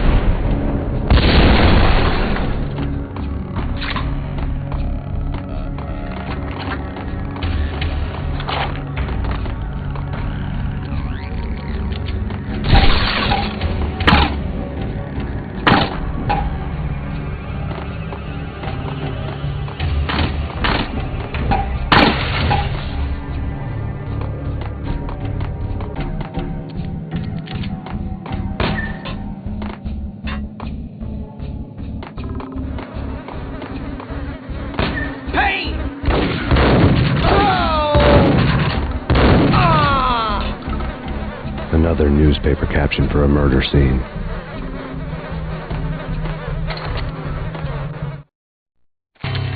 Frankie had left his calling card, a Captain Baseball bat boy strip, next to a sewer passage filled with bodies. You'd better not mess with Captain Baseball Bat Boy. Even my arch enemy, Bicycle Helmet Girl, swoons at the sight of me. Aha! There were enough corpses to put a mass murderer to shame.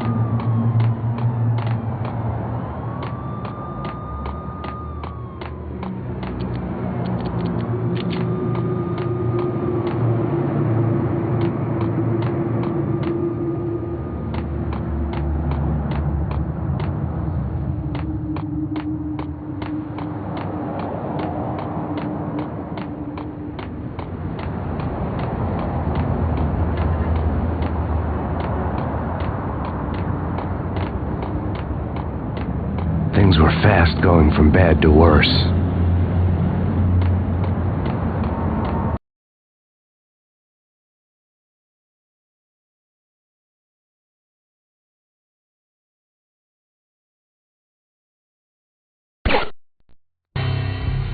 The men in blue had come and gone.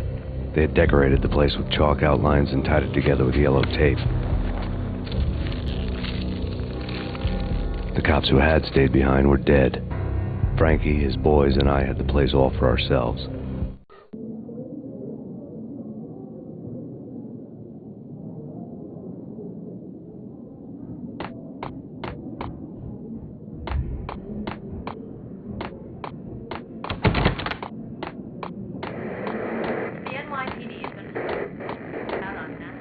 Just forget about it. Just forget about it. Hey, just forget about it. That crazy witch, you should have heard her. She was a real scream when the boys caught her trying to cap the Don. Oh, that's friggin' bad. To the trio? That's even worse than what Frankie's doing to that poor bastard downstairs. She's gonna take a long time to die. The Mobster Muscle on the phone was talking about Mona. Punchinello's trio were nothing but bad news.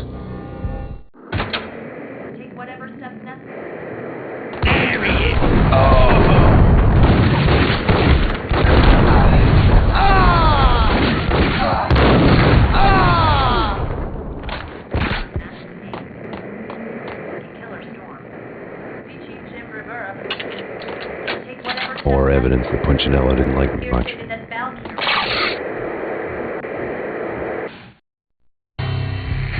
The fact remains that all the victims so far identified in the Ragna Rock shooting have been known criminals, many of whom had large doses of V in their blood. Reliable sources say that Max Payne was also among those killed, although no body has been recovered at this time. Reliable sources. That meant somebody thought the Mafia had me, didn't want the cops snooping around anymore. The body would be delivered to them barely recognizable. Case closed. Don Punchinello had the power to be that reliable source, which was no news. But his news was old news. Framing me hadn't been enough. Don Punchinello had put a hit on me. He wanted me dead, and it had been important enough for him to give written instructions to Frankie about it. Max Payne should die like a dog for the trouble he's caused. Frankie, I know I can trust you to give this matter the dedication it needs.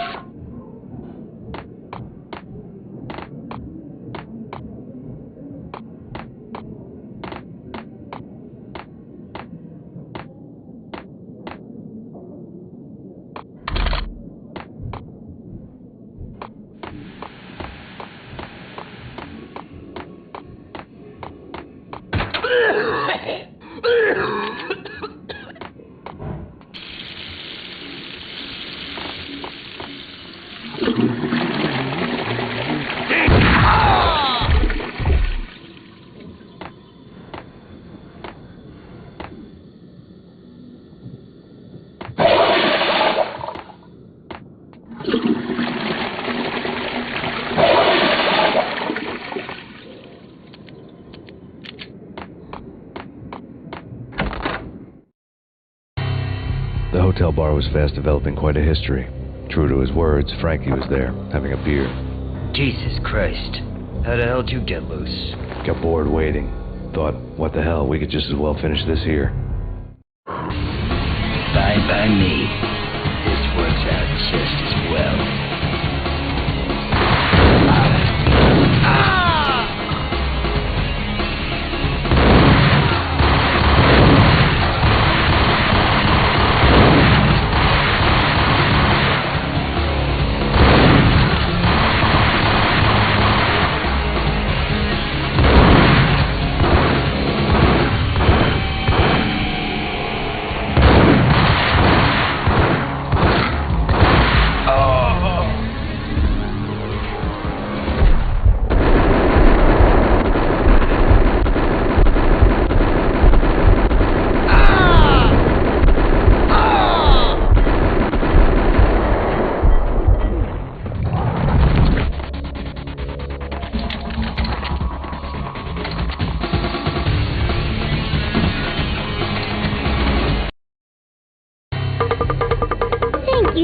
You've been a lovely audience.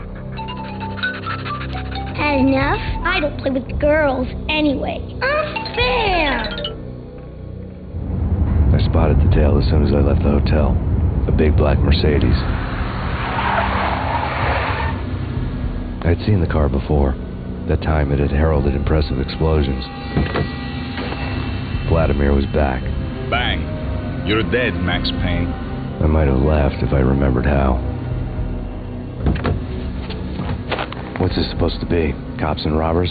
Look, you want something with me? Get in line. Peace, man. Relax. You know you are a real news item. Armed and dangerous. I am going to make you an offer you can't refuse. I've always wanted to say that. It's a bum rap. I've been framed. That's a moot point. Whatever you did or did not do, I'm sure you had good reason for doing it. Want to hear me out? I'm listening.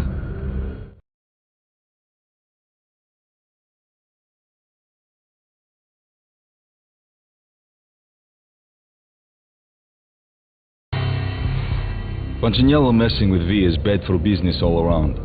But that's not all. There is this guy, Boris Stein, used to pull jobs for me. He's the captain of the cargo ship Charon. Now the bastard turncoat has gone over to the other side, Punchinello's. The ship's loaded with high-res hardware, guns, my business. If Punchinello gets hold of that cargo, he's won and I have lost. And you'll have your work cut out for you. If you want to get to Punchinello, you need heavy-duty persuaders. I am just the man to get them for you. Change the ship back under my flag, maybe pop 2 in the traitor Dime's head while you're at it. You'll get enough guns to start the apocalypse. You in or out? Let's get this show on the road. Vladimir was one of those old-time bad guys with honor and morals, which made him almost one of the good guys. None of us was a saint. The Brooklyn riverfront was a maze of rusty containers, sharp-boned cranes looming up from the snowstorm. On a night like this, you couldn't help but think of the dark army of dead men sleeping with the fishes, cement shoes in line. No Minotaur lurked in this labyrinth, but somewhere out there, on the clanking deck of his cargo freighter, the skipper of the Chiron was waiting, like the ferryman of the river Styx.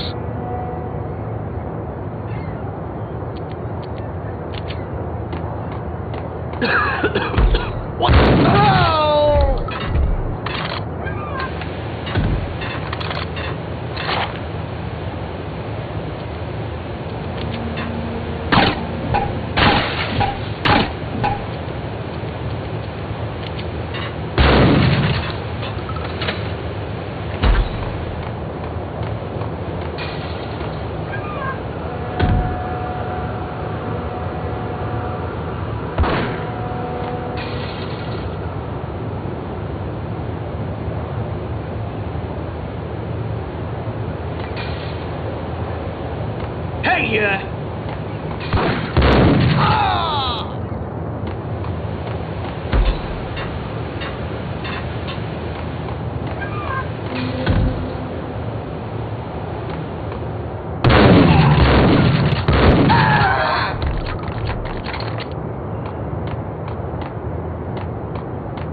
Both of them beaten to a pulp.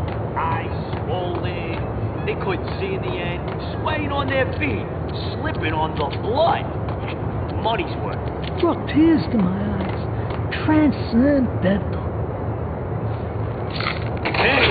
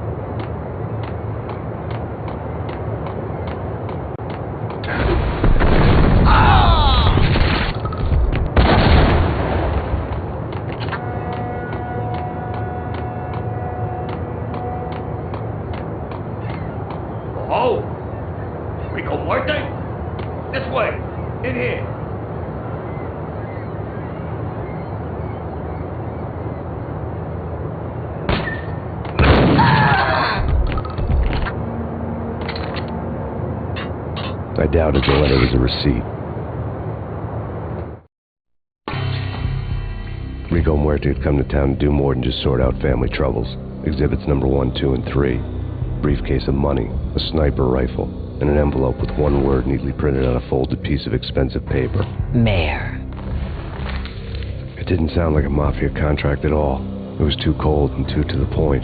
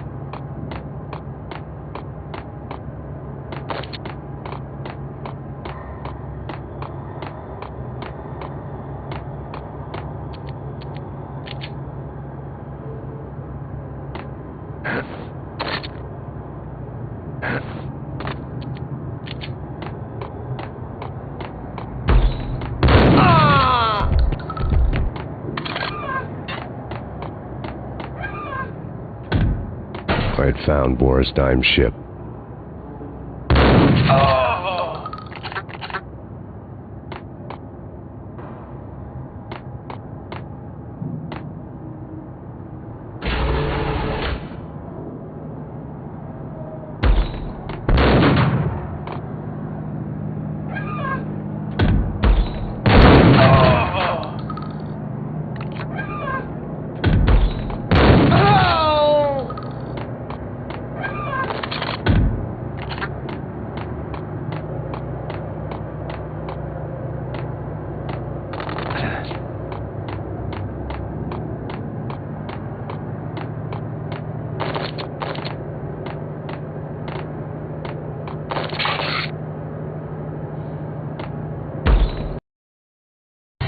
Rust had crept over the sides of the cargo steamer a long time ago.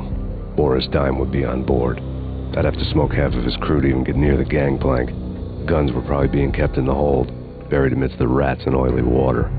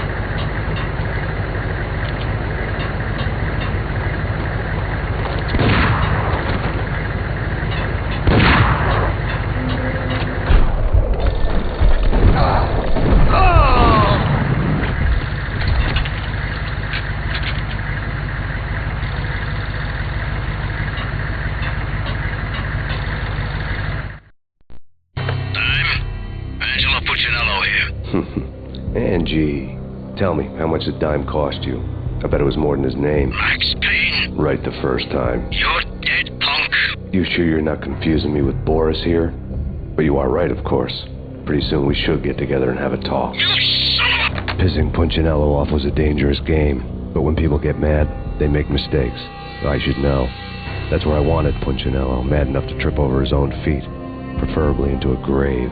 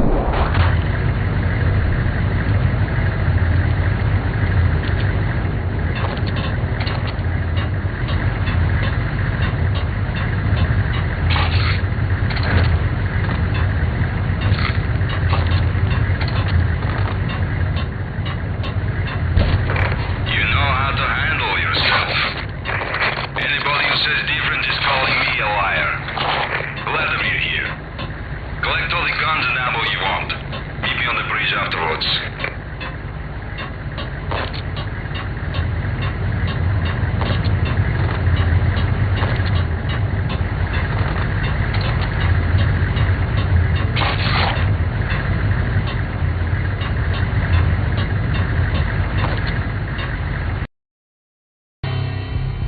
Did you get everything you need? Check. I owe you. Anything you need. This is my solo.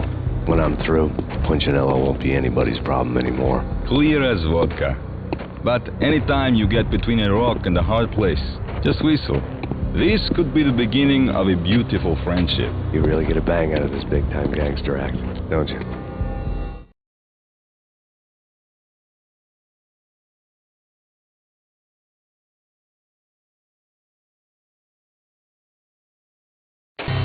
Even with all this firepower, I figured I couldn't get to Punchinello at his manor. I could only hope that he wouldn't pass a chance to hear me beg, to see he's won. This is Max Payne. I want to cut a deal. Payne, you're a dead man. That's what everybody keeps telling me. I got your ship and her cargo. I want to meet. No pain, no gain. Capiche? You know my restaurant? Yeah, I know it. 1-0. Punchinello's restaurant had seen better days. Snow was falling like ashes from post-apocalyptic skies, but that was outside. Things would soon get hot in the Don's restaurant. I knew it was a long shot, Angelo Punchinello actually showing up, but there was no crime in hoping.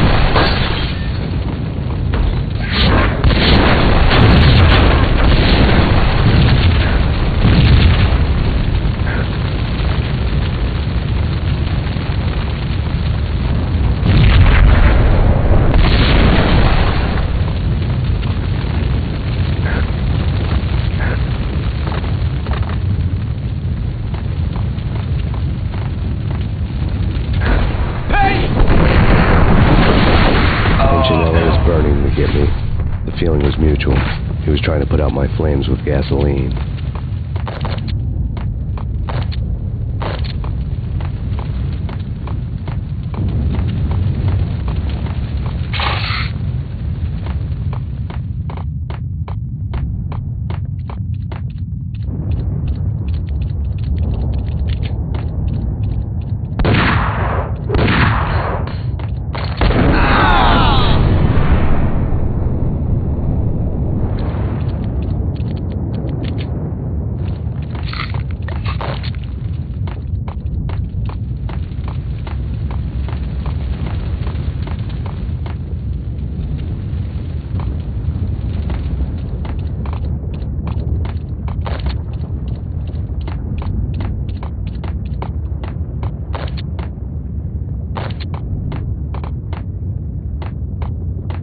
The mobsters have been guarding a real treasure, the way out of this disco inferno.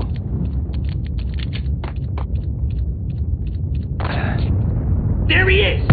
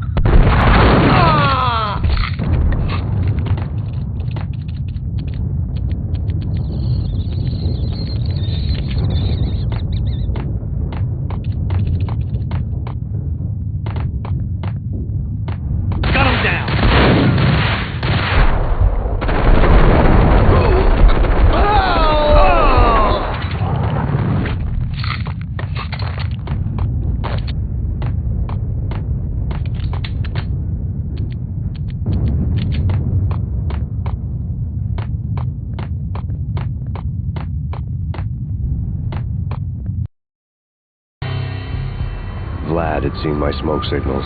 The Mercedes was revving to go, almost drowning out the banshee wail of the sirens. You coming? We'll drop you off at the Punchinello Manor. Sounds good to me. When this is over, look me up. I could use a professional like you. I'll keep that in mind.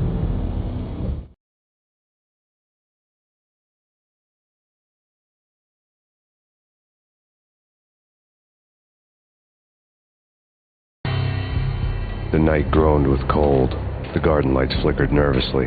In their light, the falling snow was dead white before the darkness ate it up. I had heard the stories. The trio were mad dogs. They'd have hung the heads of their enemies over the manor gates if the capo had only let them. Punchinello wanted Payne. He'd see the pain. The trick in my situation was that there was no trick, no matter what the movies tell you. No rules, no secret mantra, no roadmap. It wasn't about how smart or how good you were.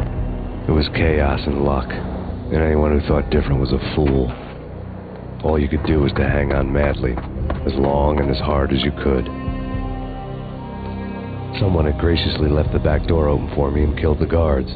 My money was on Mona. I knew the trio would be standing between me and Punchinello. I had read their rap sheets, thick as phone books. No one would be walking out of here alive. The numbing cold of the broken night had followed me in. Upstairs, the trio tangoed down the manor halls to the silent rhythm of their murderous hearts.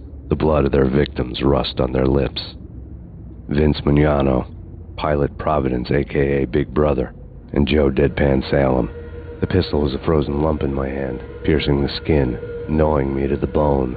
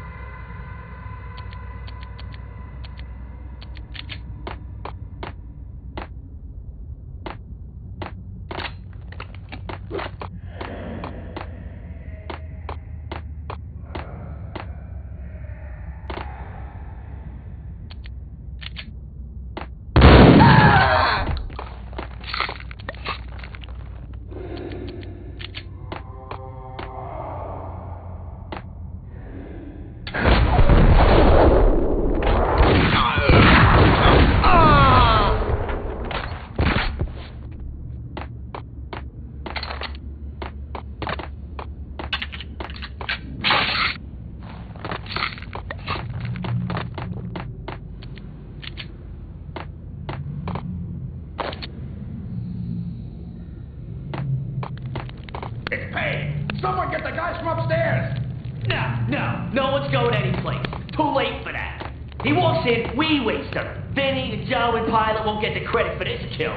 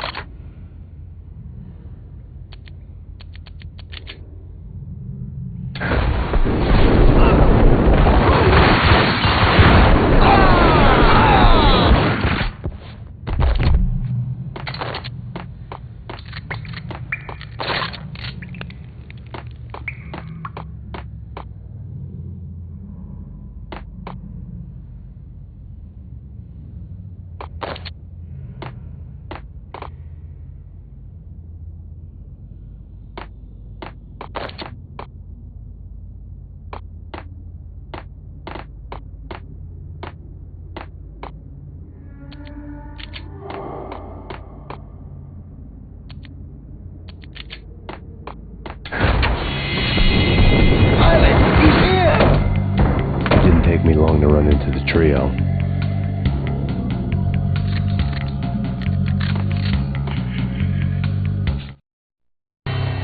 The word on Lisa Punchinello was that she was a bit of a witch.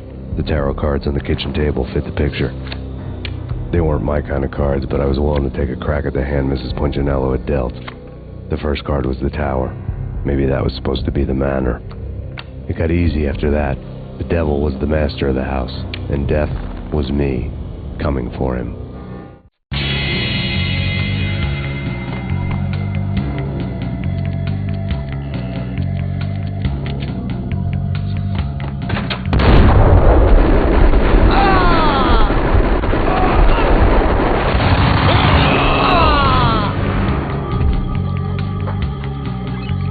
One down, 2 to go.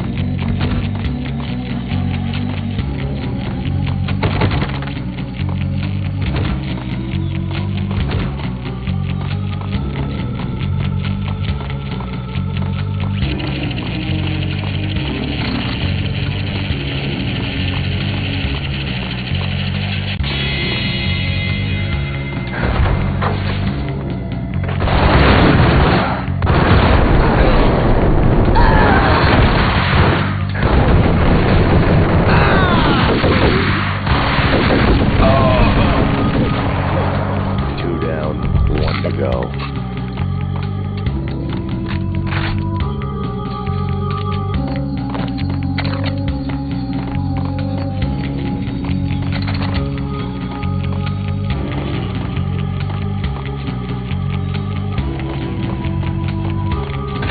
Max Payne?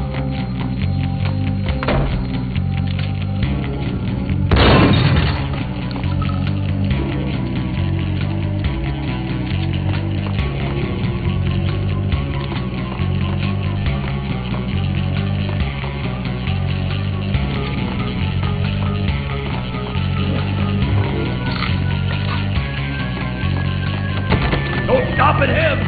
This will stop anything. They coming.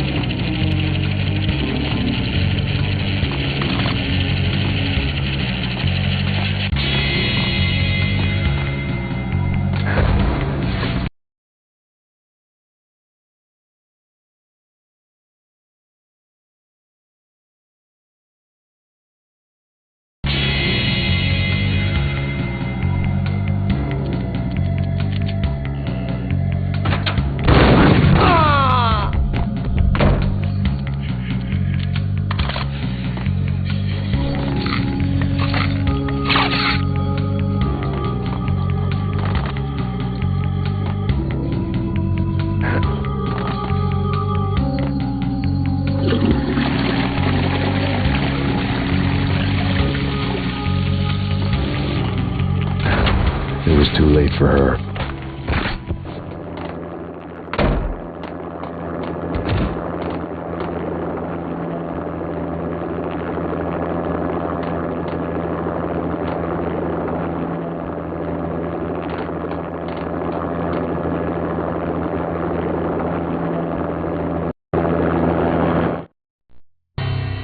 You're a real angel, Max.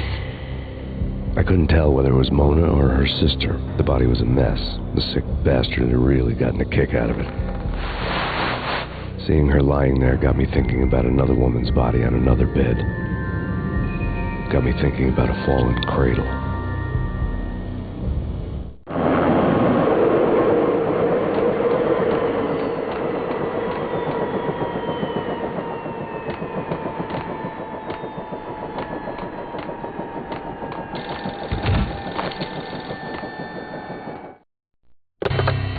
Max Payne. Talk to me. Alfred Woden. You've got company. An armed helicopter just landed on the manor grounds. You must hurry. The more the merrier. End of the road, Payne. Vince Mignolo.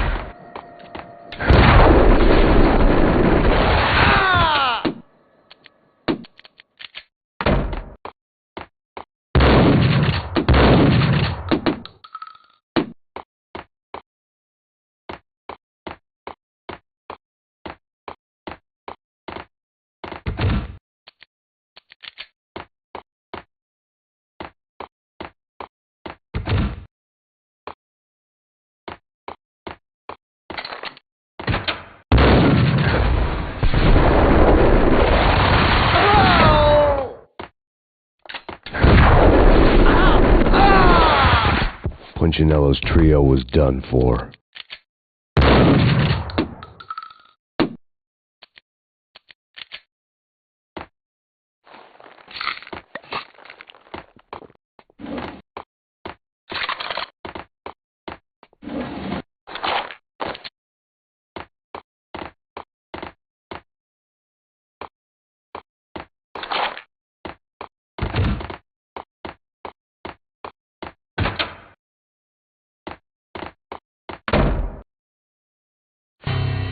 outside my door. Hurry. It's coming for me. You gotta hurry. Please. I could hear Punchinello on the phone begging for help. He should have been saying his goodbyes. Punchinello was a pushover. The moment I stepped into the room, he folded like a deuce before a royal flush. No, wait. I was just doing what I was told. I couldn't refuse.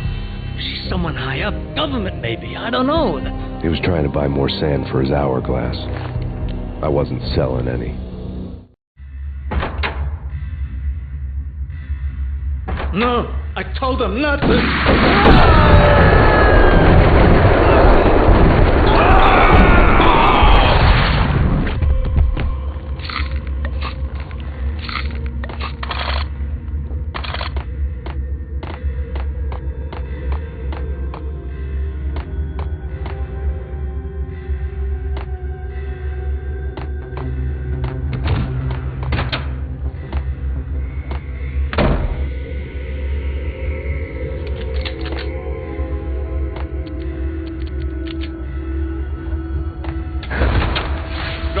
Don't move.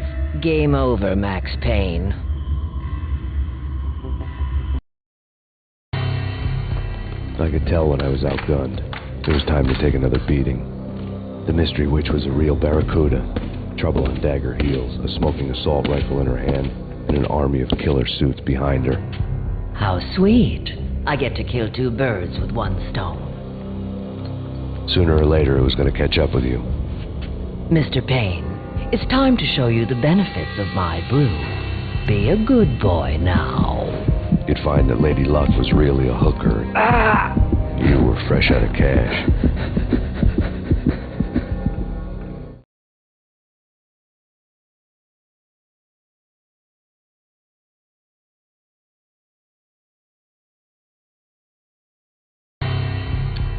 Gentlemen, we're done here. Take me to Cold Steel. She had just given me an OD of Valkyr. I could feel green fire eating my brains. They turned to steam. They did a fade on me. I'd never had a chance. The witch had got me just as sure as if she put a gun to my head and pulled the trigger. The shadows rushed me. Bruised mugshot faces hungry for revenge. They knew my weak spots and closed in for the kill. The floor turned into a vortex of green blood. I fell. The flesh of fallen angels.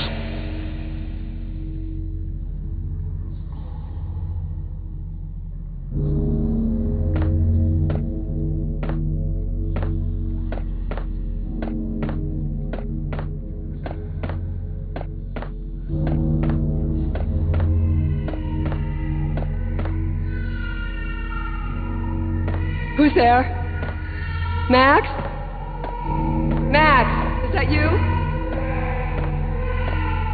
Max? Where are you, Max? Please.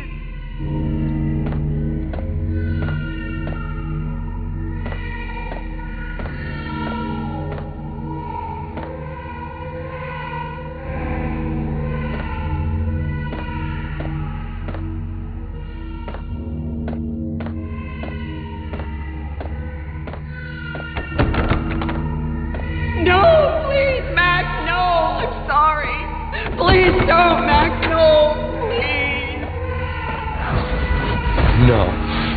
No, please, God, no.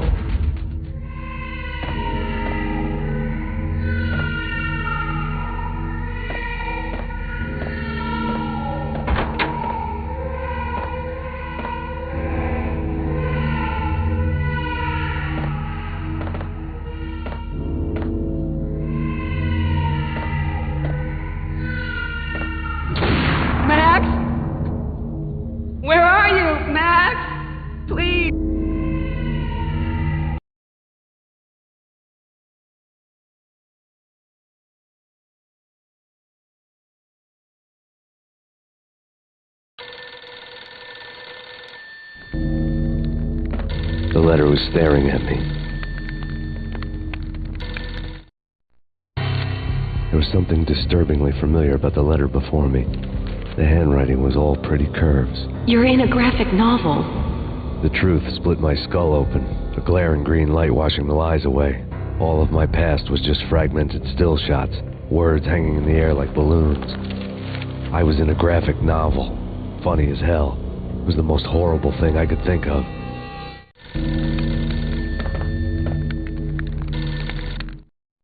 Bartender is shiny stuff and dreams are made of stooped necromancers.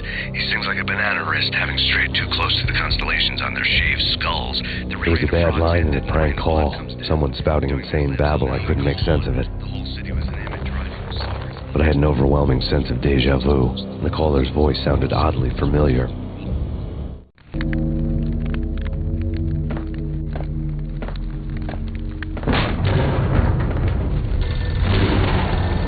The weird piece of paper looked dangerous. There was something disturbingly familiar about the letter before me. The handwriting was all pretty curves. You're in a computer game, Max.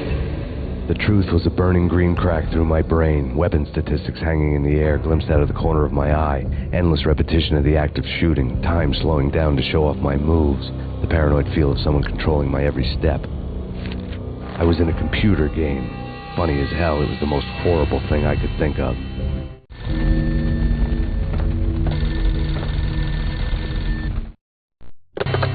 Don't lose it. It's Valk here. The drug. Snap out of it. Try to remember.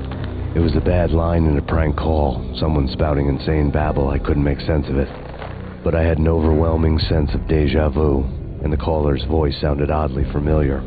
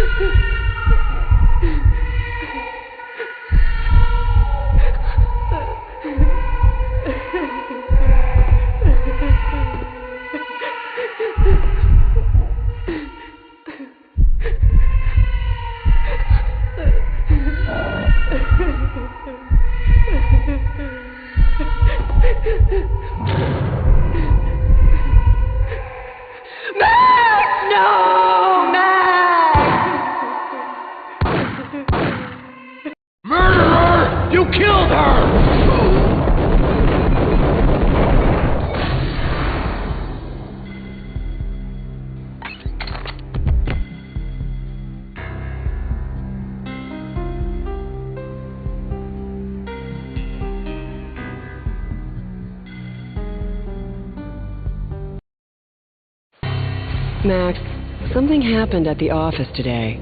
A strange memo. Something about Vikings. Honey, I gotta run. You can tell me all about it this evening. Have a nice day, darling. The bullet holes were rubies on her chest, blood glowing on her ivory skin. She was so beautiful. The killer was smiling. The flesh of fallen angels.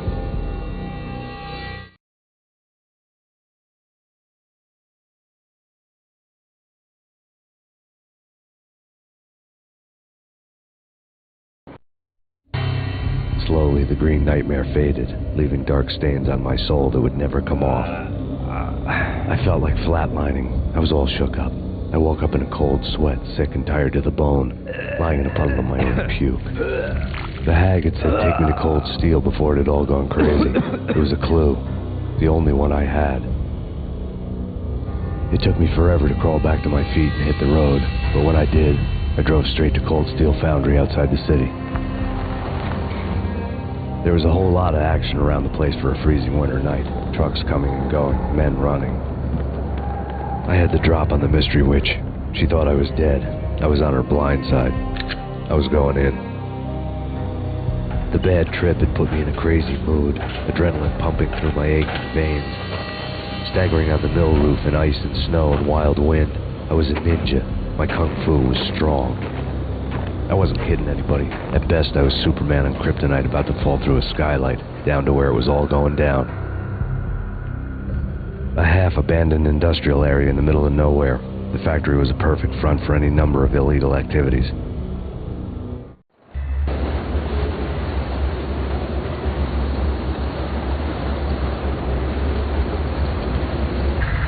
In the belly of the plant, molten metal boiled and bubbled like a witch's brew.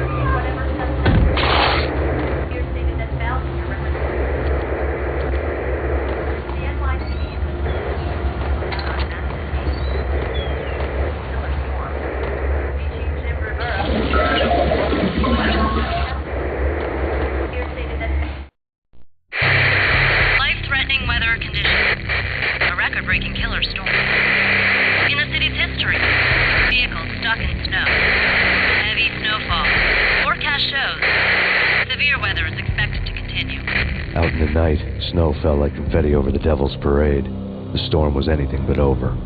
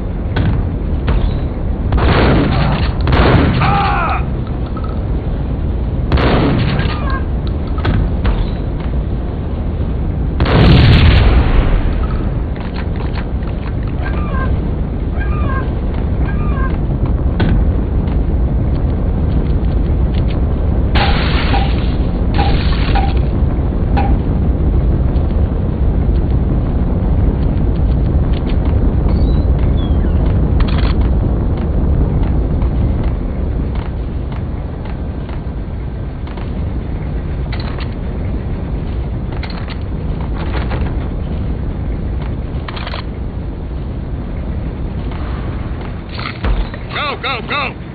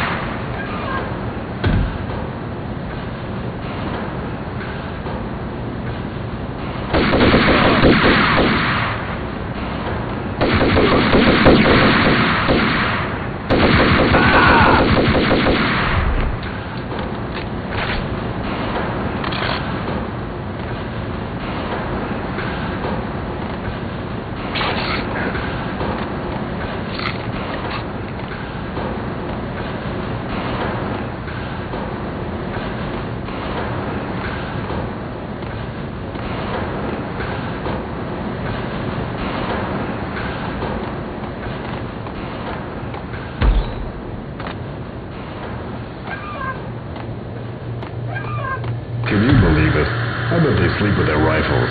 I bet they've given them names. I guess. So, you don't have a name for your gun? Hello? Hell no. You do? Well, yeah, kind of. Hey, let's hear it. Well, I call it Dick Justice. I rest my case. What? Shoot for kill!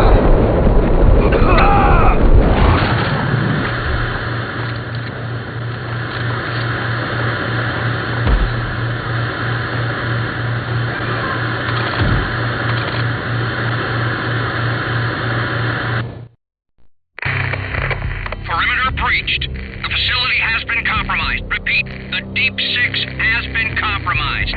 Initiate Operation Deadeye. The walkie-talkie military lingo could mean only one thing. They were getting ready to destroy the evidence and vanish into the night. I was so close. The hidden truths were just around the corner.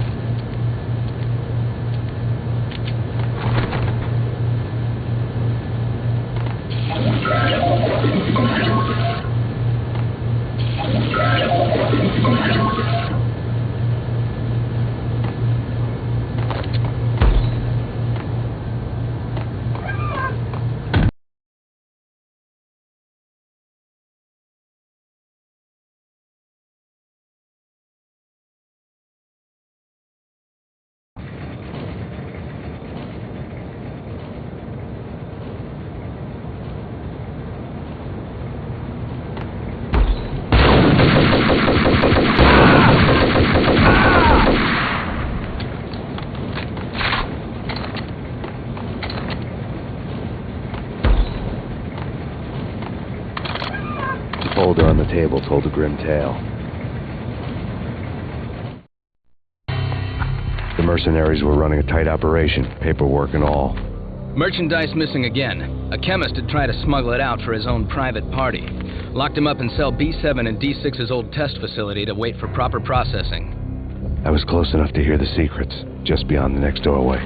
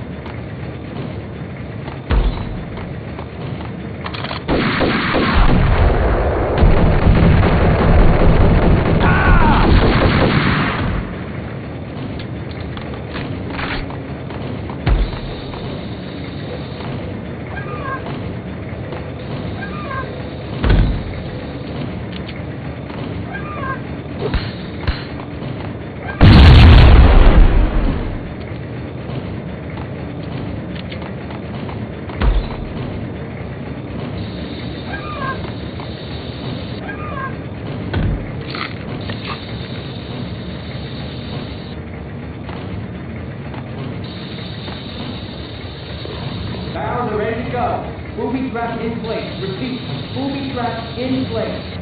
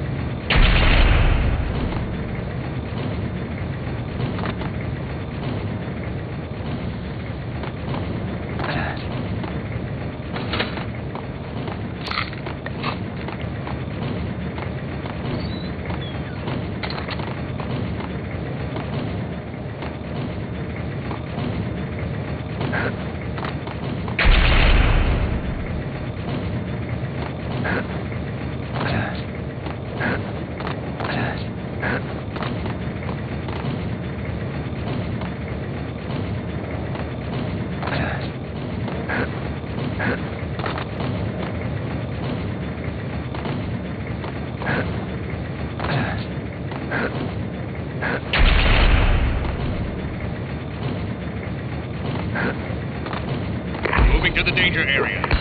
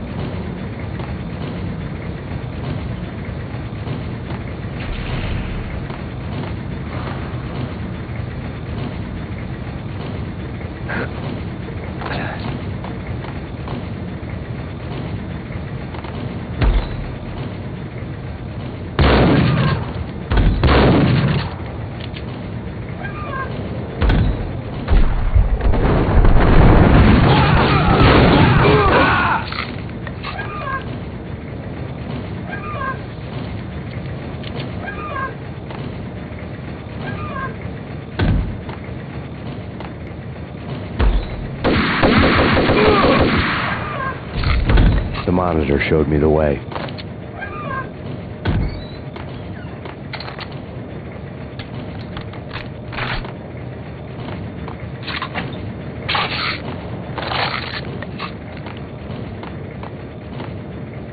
Processing diagrams filled the control room screens, all but one. An elevator titled D6 on one of the screens. Somewhere onwards, past rows of ovens in the core of the plant.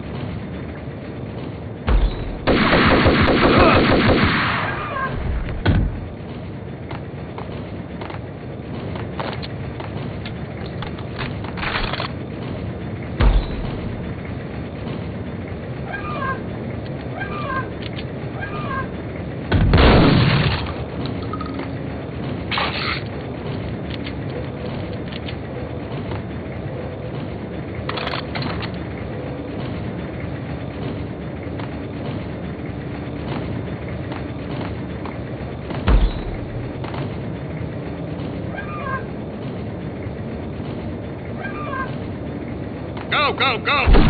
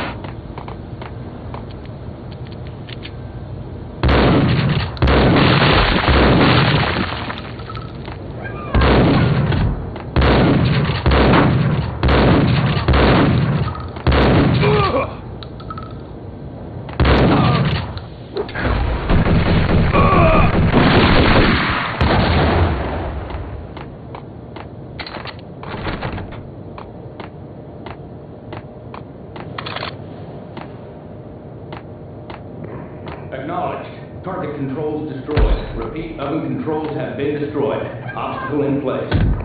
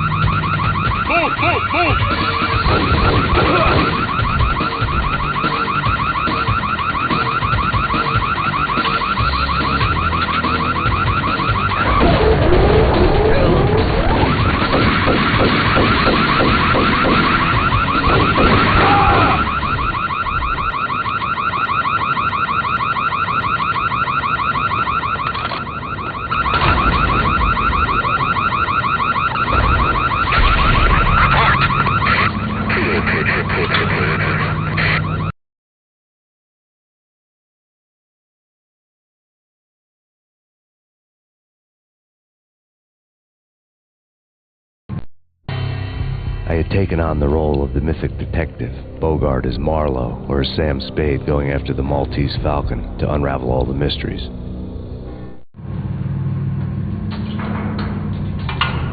Following a path of clues to that final revelation, even if it would take me down to the cold, cavernous depths of a grave. You can't do this! My men are still inside! Do you have any idea why this is called Operation Deadeyes?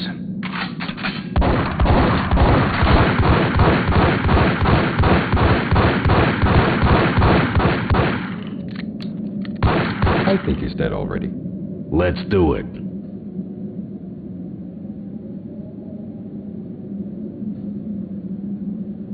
Attention all personnel. The self-destruction sequence has been initiated. Evacuate the complex immediately. Repeat. The self-destruction sequence has been initiated. Proceed to the nearest exit immediately.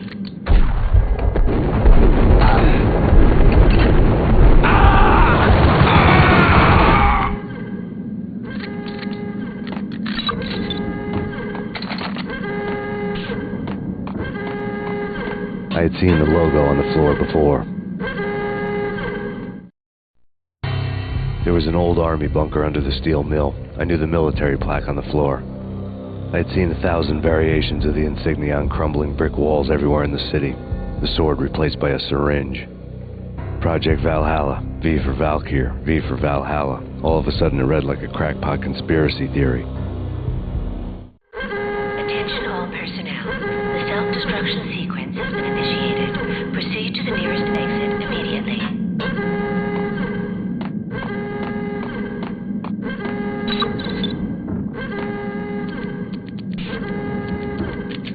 Abort! Abort! The self-destruction sequence has been initiated! Get the hell out of here! The place is gonna blow! Go!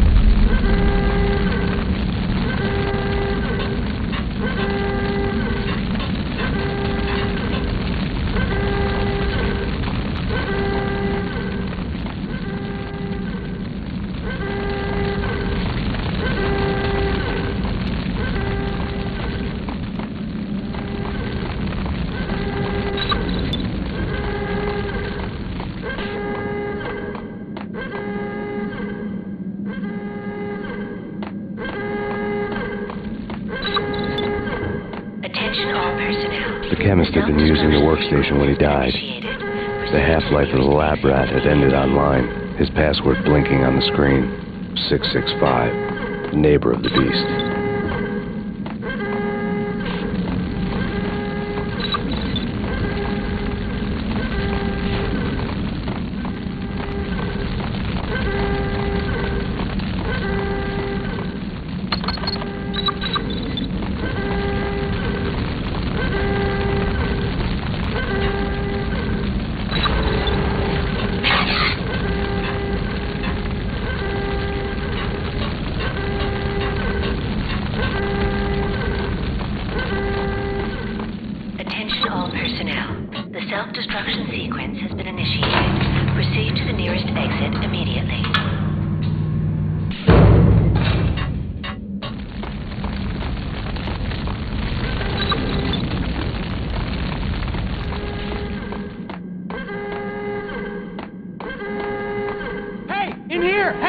Get me out of here! Thanks. I thought I was gonna die in there for sure. I need you to get me through the decontamination chamber airlock. You're crazy! No way! The place is blowing up, for Christ's sakes! Either that or back to the cell. Your choice. Okay, I'll do it.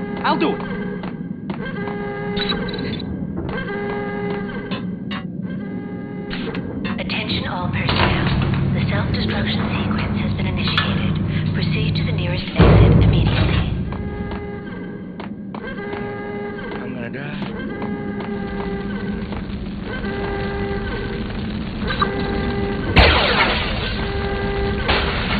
We're dead!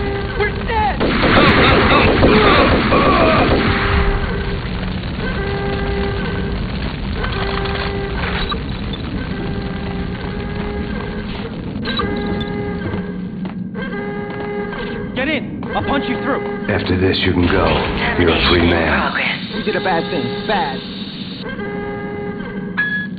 Decontamination code. Attention all personnel.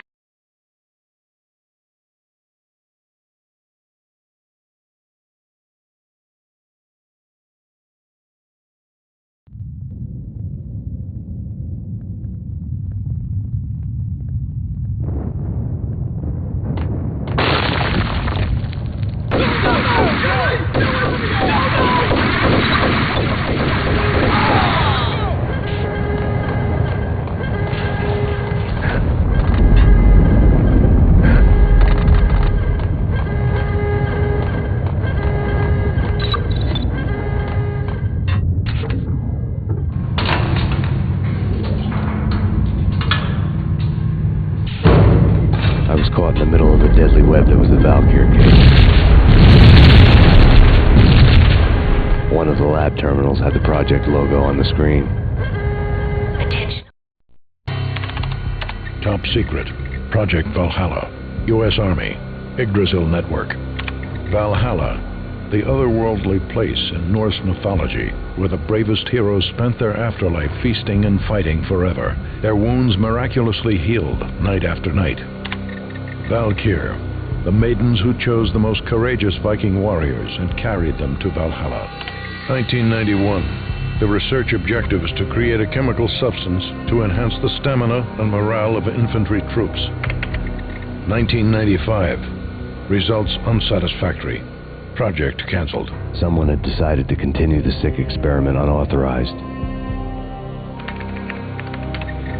Project compromised. Data leak. Fix the damage by any means necessary. Security clearance red. Authorized by the project lead.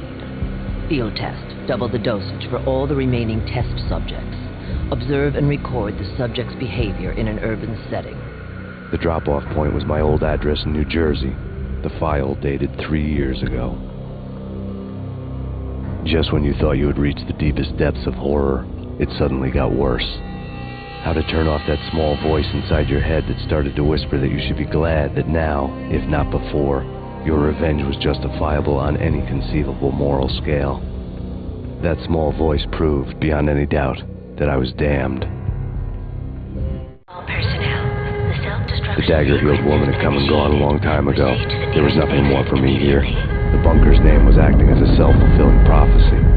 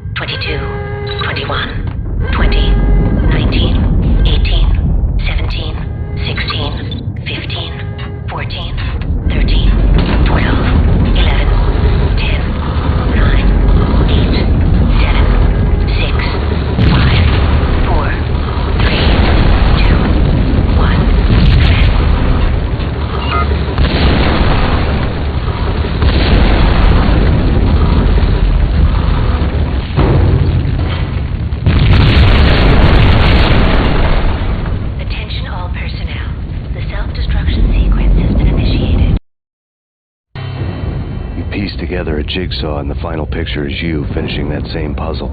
A mad, green-eyed killer standing behind you. An urban legend come true. The Project Valhalla test subjects had been the mad junkies who had murdered my loved ones. The rest was simple body count math. It all pointed to her. Ms. Valkyr. The factory went up in a fiery inferno behind me. All my leads were dead, turned to smoke and dust. I had lost my way. I hadn't slept in a million years.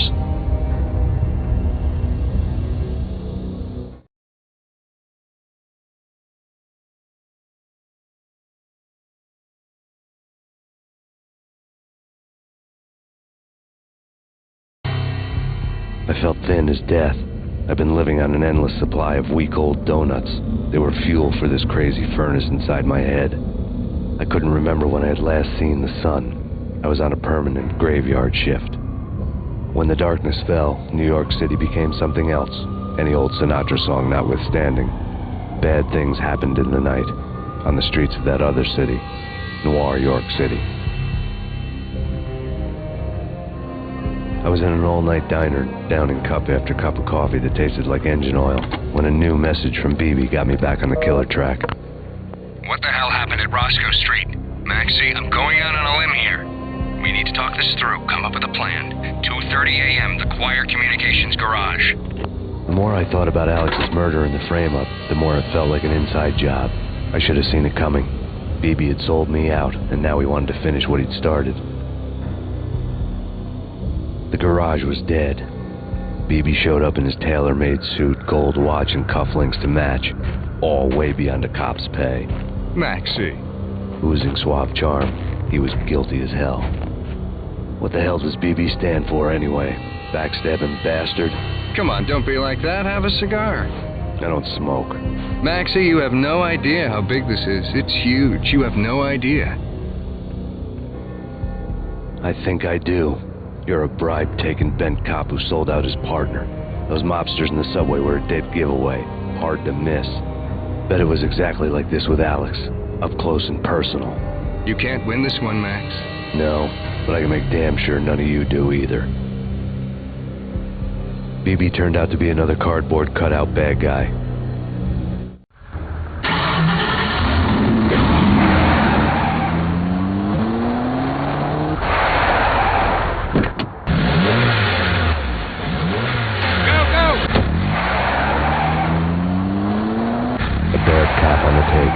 Cowardly right-hand man fleeing from the scene, leaving his paid thugs to do his dirty work.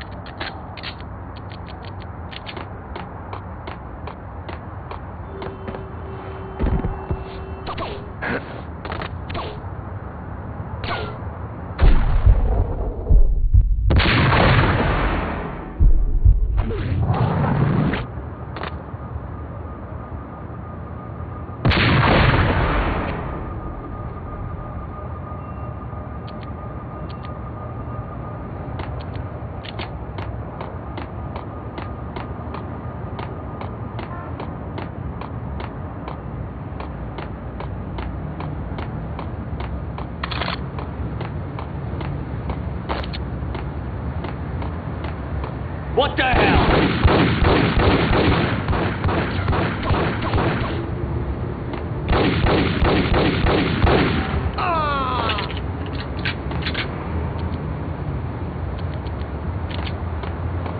What the?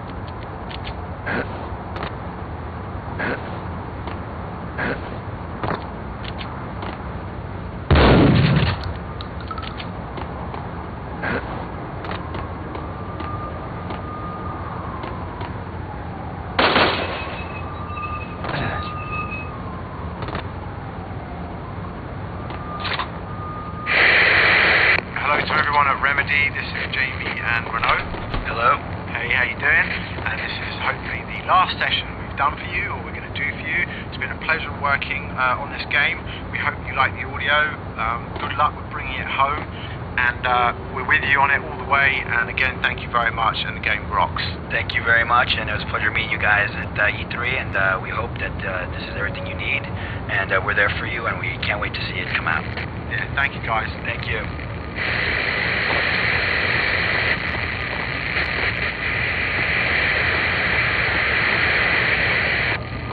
Not offend ladies, are you, Trebek? I'll take famous titties for 200. Okay, take it easy.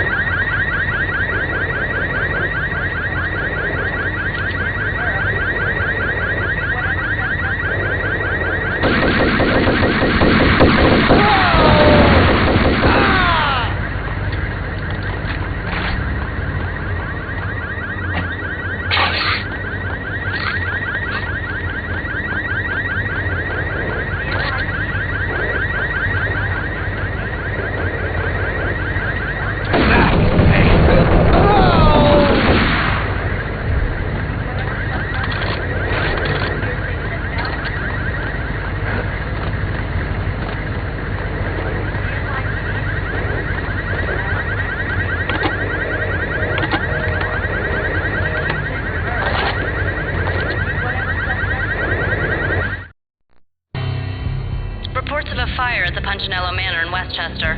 The manor is the home of Angelo Punchinello, the alleged head of the Punchinello crime family. The police are now saying, contrary to their earlier statements, that Max Payne is still alive and at large. He continues his vendetta against the Mafia, of which this last act of arson is attributed to. I had no recollection of setting any fires, but I did remember the flames.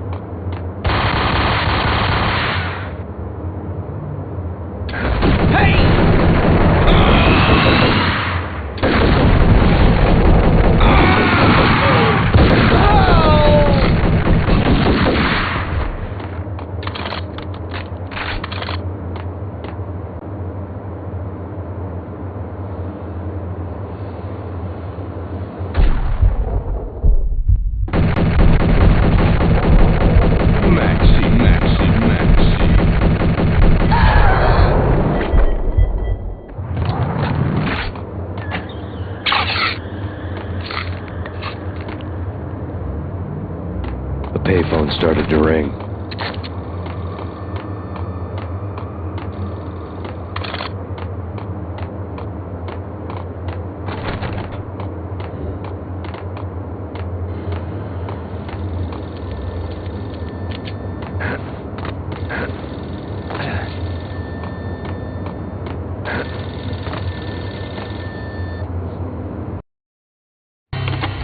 Yeah.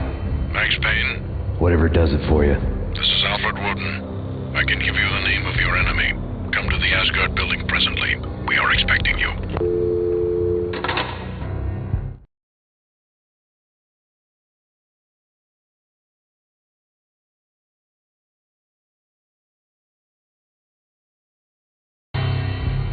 Woden was waiting for me on the steps of the old building. Mr. Payne, let's go inside.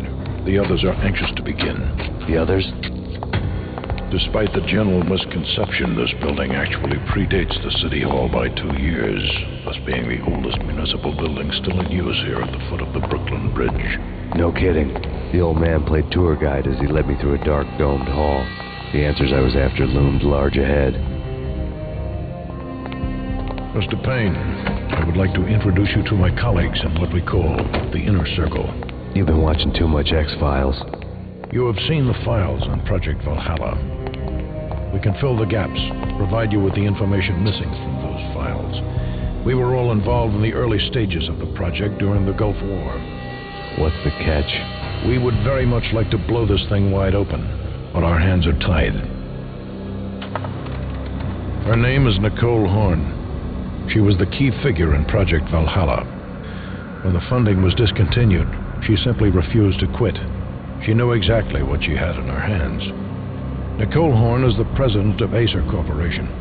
She has more than half the city in her pocket. This must be kept under wraps. If you try to go public with this, we will deny any knowledge. We need you to take her out. Afterwards, we can protect you. Make all the charges go away. That was the cue for the killer suits to kick in the doors and swarm inside.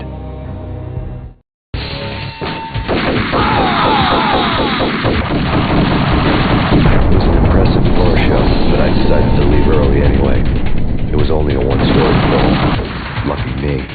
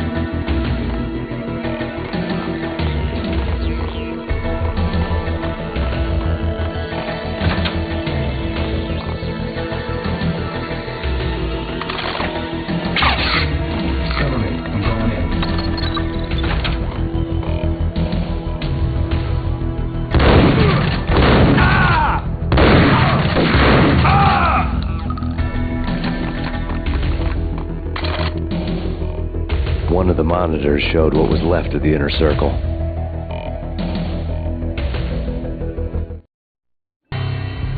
On screen, the so-called corpse of Alfred Woden stood up, miraculously waking from his dirt nap, looking smug among his dead pals. In the land of the blind, the one-eyed man is king. I didn't know how he pulled it off, but it was a pretty slick way to get out of all his promises. Most of what he had said fit too well to be a load of crap.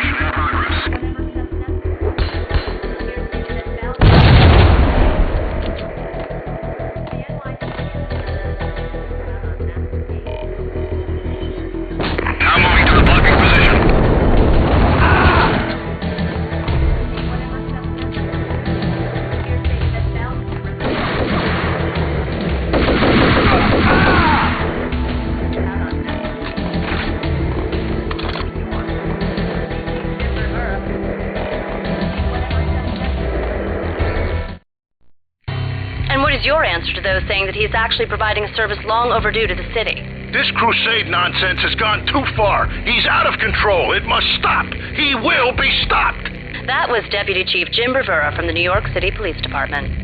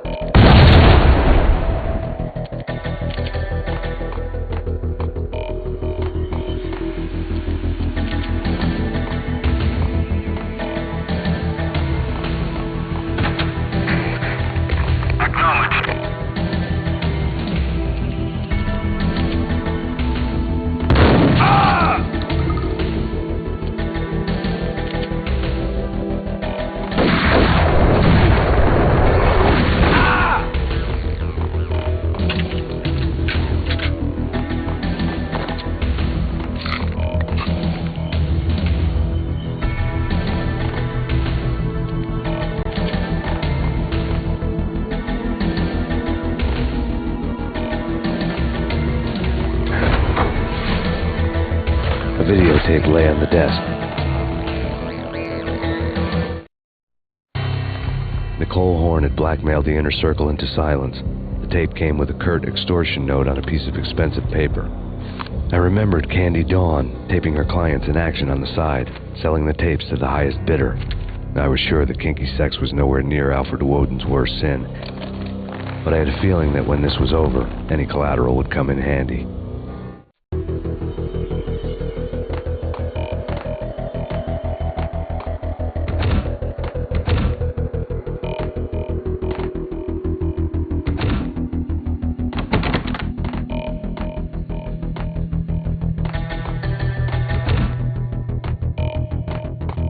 Woden had left me a present.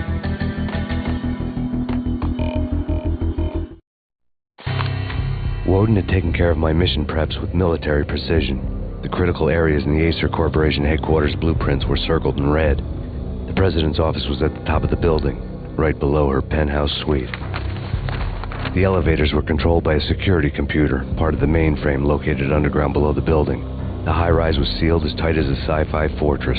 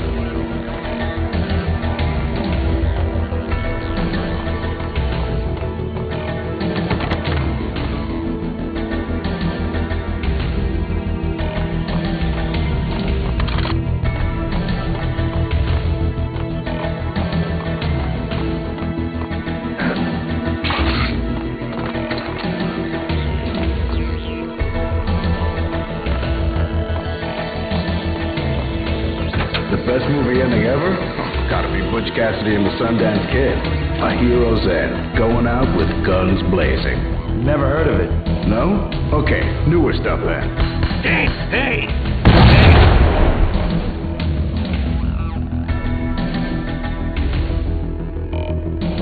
Yo, what the?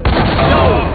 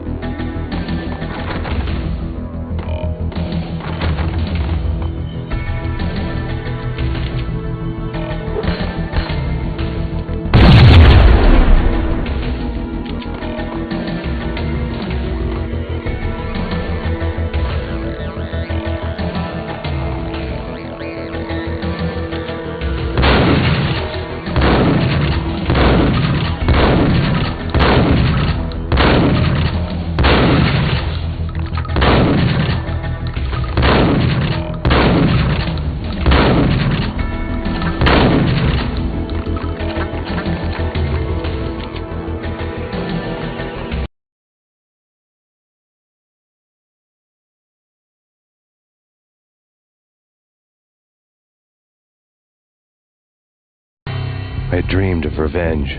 Those dreams were always nightmares, of coming close and then failing. Now I was close. I had a name to guide me, Nicole Horn. I had nothing to lose.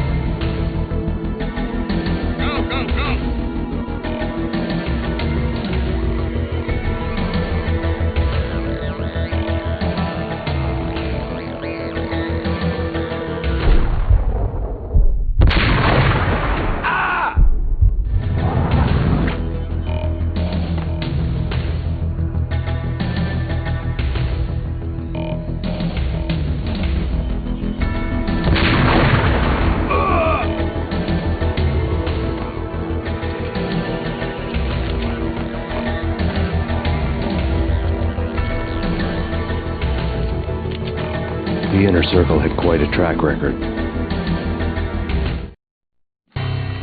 Project Valhalla had not been the only thing the Inner Circle had been involved in. There were rows of cabinets full of files. The Serpentine Secret Society went back a long way, always pulling strings from the shadows. I couldn't say I was sorry. Woden's move in some Byzantine power game had cut the Circle's membership roster to 1. The old man wanted me on cleanup duty. It was my mess, too.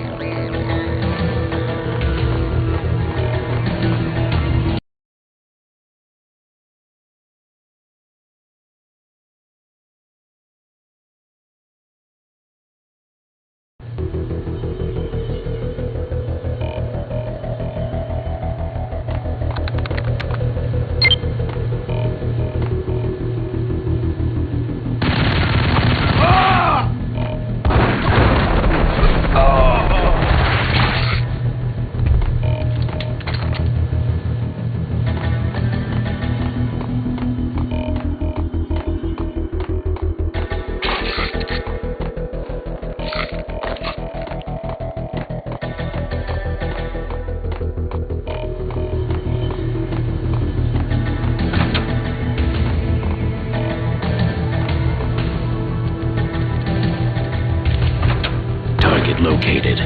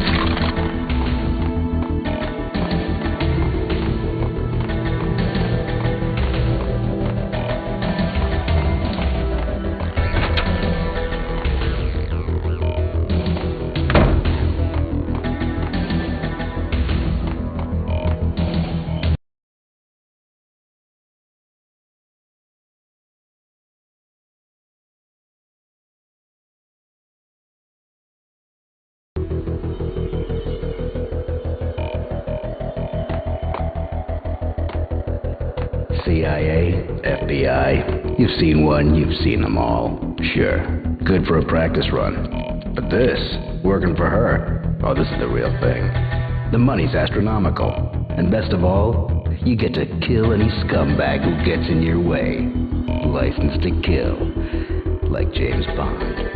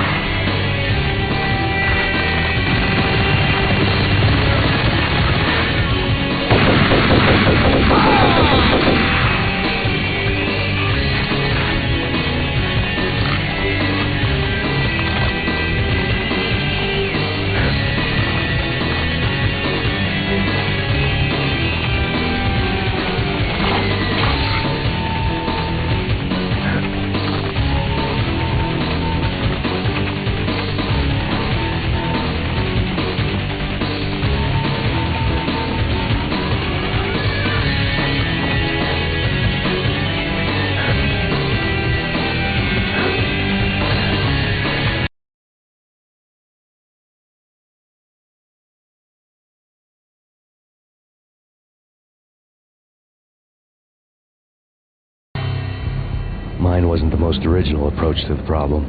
It wasn't as if it hadn't all been done before. An eye for an eye, the first principle of revenge. Old as dirt, still going strong.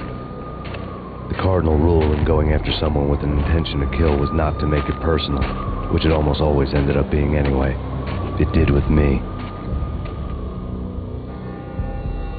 I took my time, cruising around the city in the snow. There was no hurry. I knew what I had to do now. I took my time, thinking about it, building up the rage. When I was ready, I parked the stolen wheels at the front entrance of the Acer Corporation headquarters. Got out, got in, got cracking.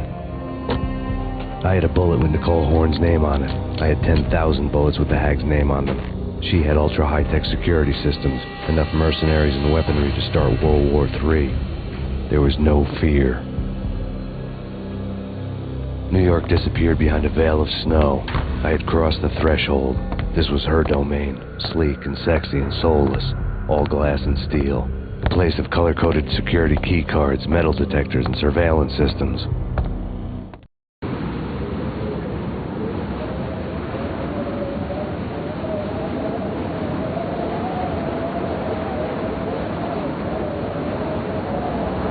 Colder than a walk-in fridge. Cold as a gun.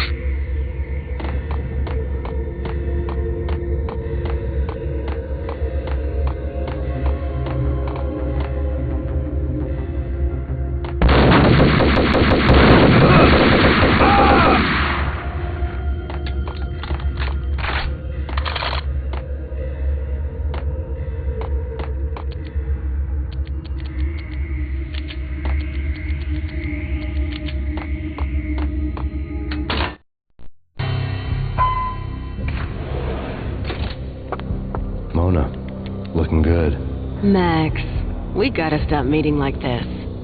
It will be a cold day in hell before I let a narc cop stop me. Miss Sachs, do your job. Relax, Max. You're a nice guy. I don't kill nice guys. You're not bad yourself. It was different when Horn wanted Punchinello dead. To cut her ties to the Mafia, he deserved to die. The same goes with her. She's the bad guy here. Her sister was whispering to her in my favor. I knew the appetites of ghosts intimately. They hungered for revenge. No! The gunshot boomed and she fell down in slow motion. She was a nice girl, not really a stone-cold killer. And now she was stone-cold dead. Like religious fanatics or loyal samurai, Horn's private army was coming at me. I have a target located.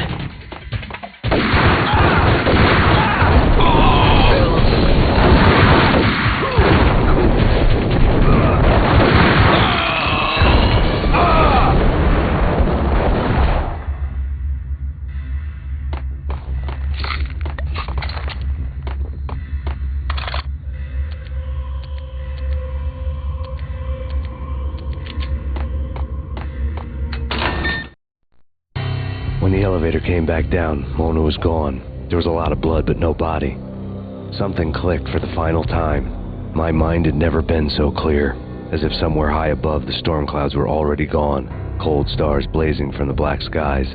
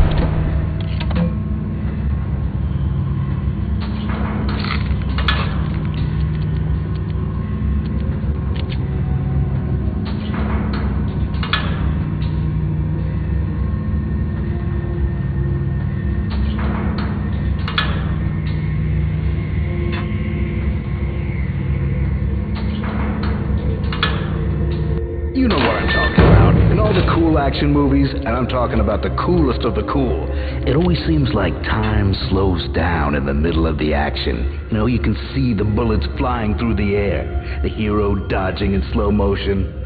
Oh man, it would be so cool to be able to do that. Bullet time, that's what they call it. Bullet. Yo!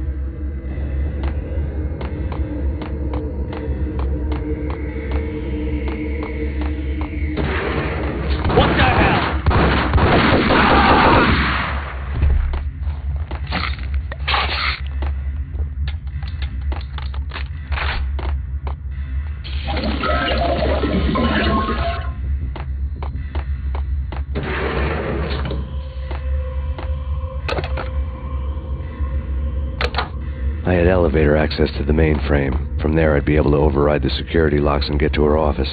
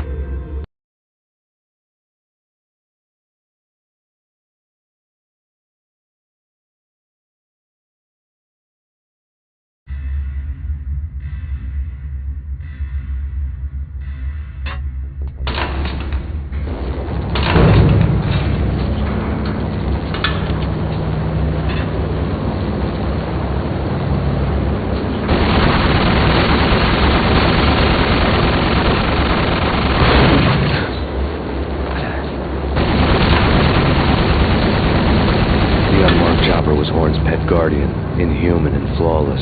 It was stalking me. I hate to be stereotyped. I'm not a cold-blooded killer. I'm a nice...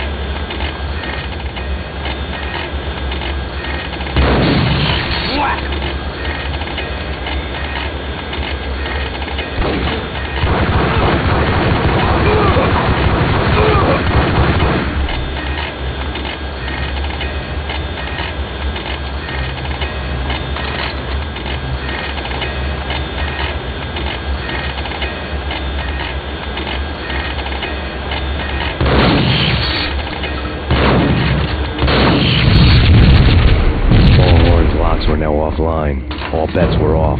The elevator would take me all the way up.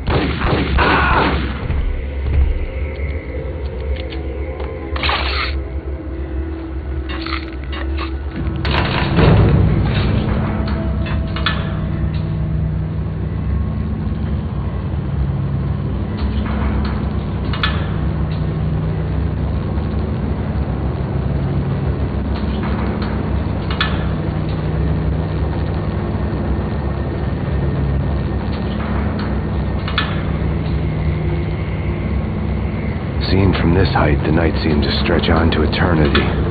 A hint of desperation had crept into the snowstorm, as if it was trying to get it all out before the end.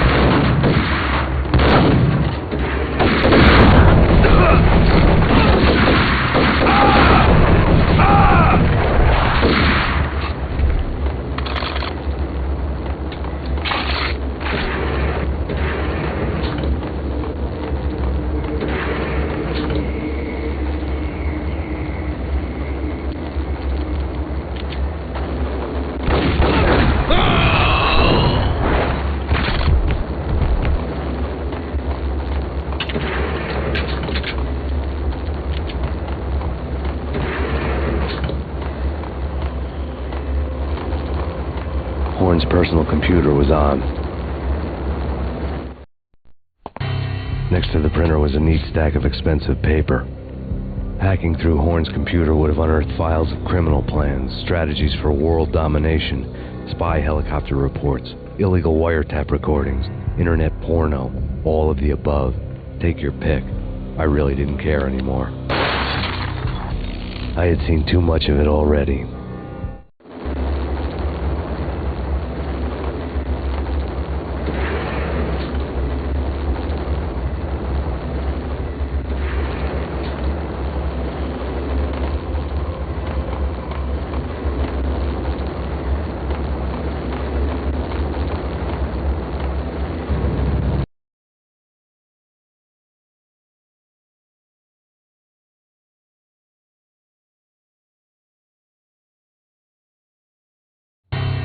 Valkyr had been meant to be a white-winged maiden that would lift you to a warrior's heaven, but it turned out to be a one-way demon ride to hell.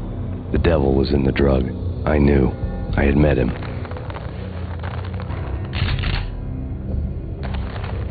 And now I was going to kill her, the queen of the underworld who had tried to lift herself a bit closer to heaven with her drug money. No begging, no bribes. She knew better. Honor among killers. We who were about to die. Both of us knew how this would end, in pain and suffering. All this because your wife stuck her nose into things that were none of her business. The cops were coming to take me away. The sirens were like a bad conscience I couldn't shake. It's ridiculous you've made it this far. You won't be alive when they get here. Stop him!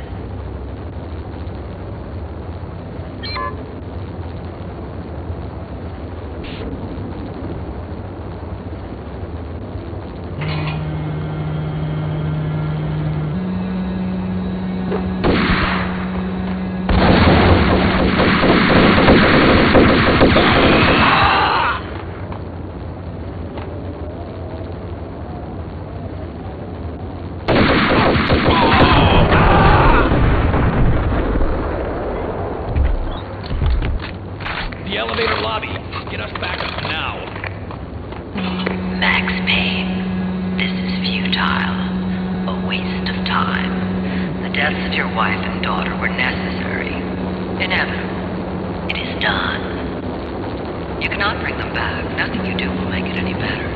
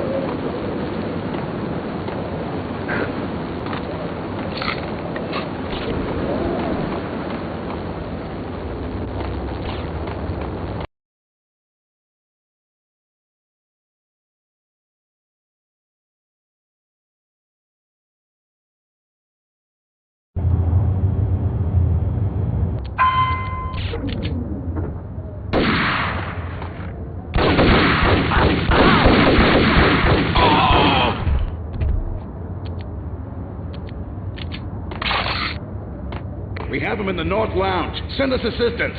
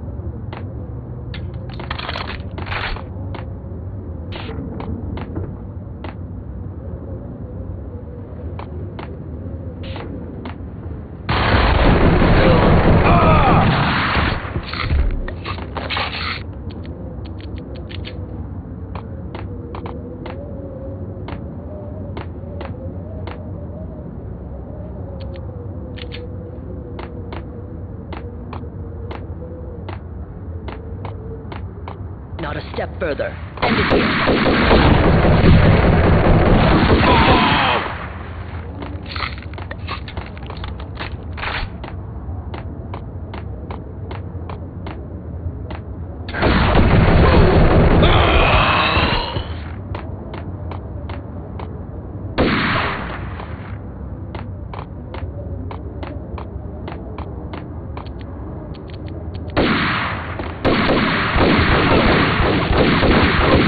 Ah!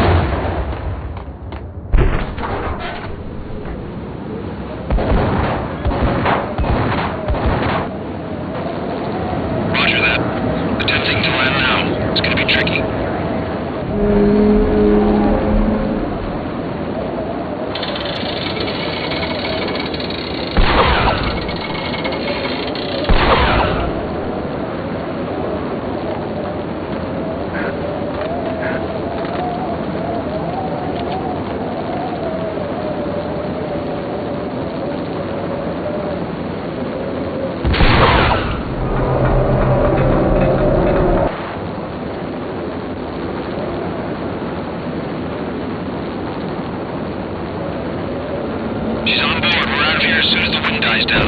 Don't like the look of that mast.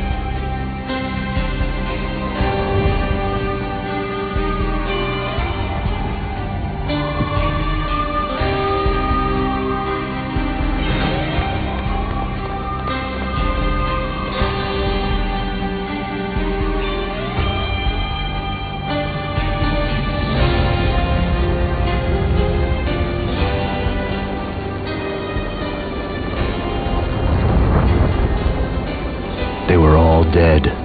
The final gunshot was an exclamation mark to everything that had led to this point. I released my finger from the trigger. And then it was all over. The storm seemed to lose its frenzy. The ragged clouds gave way to the stars above.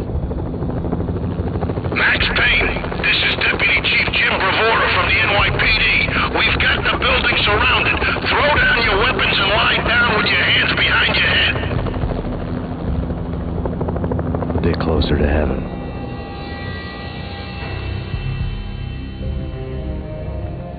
The cops' voices were distant and muted. Freeze! NYPD! Hold it right there! My ghosts released me from their haunting. Down below, New York City glittered like diamonds on black velvet.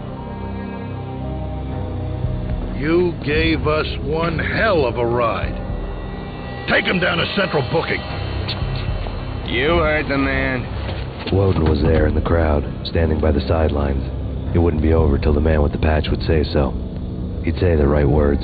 I knew he would. He'd better. Woden grinned smugly. It was the grin of a winner. That made two of us.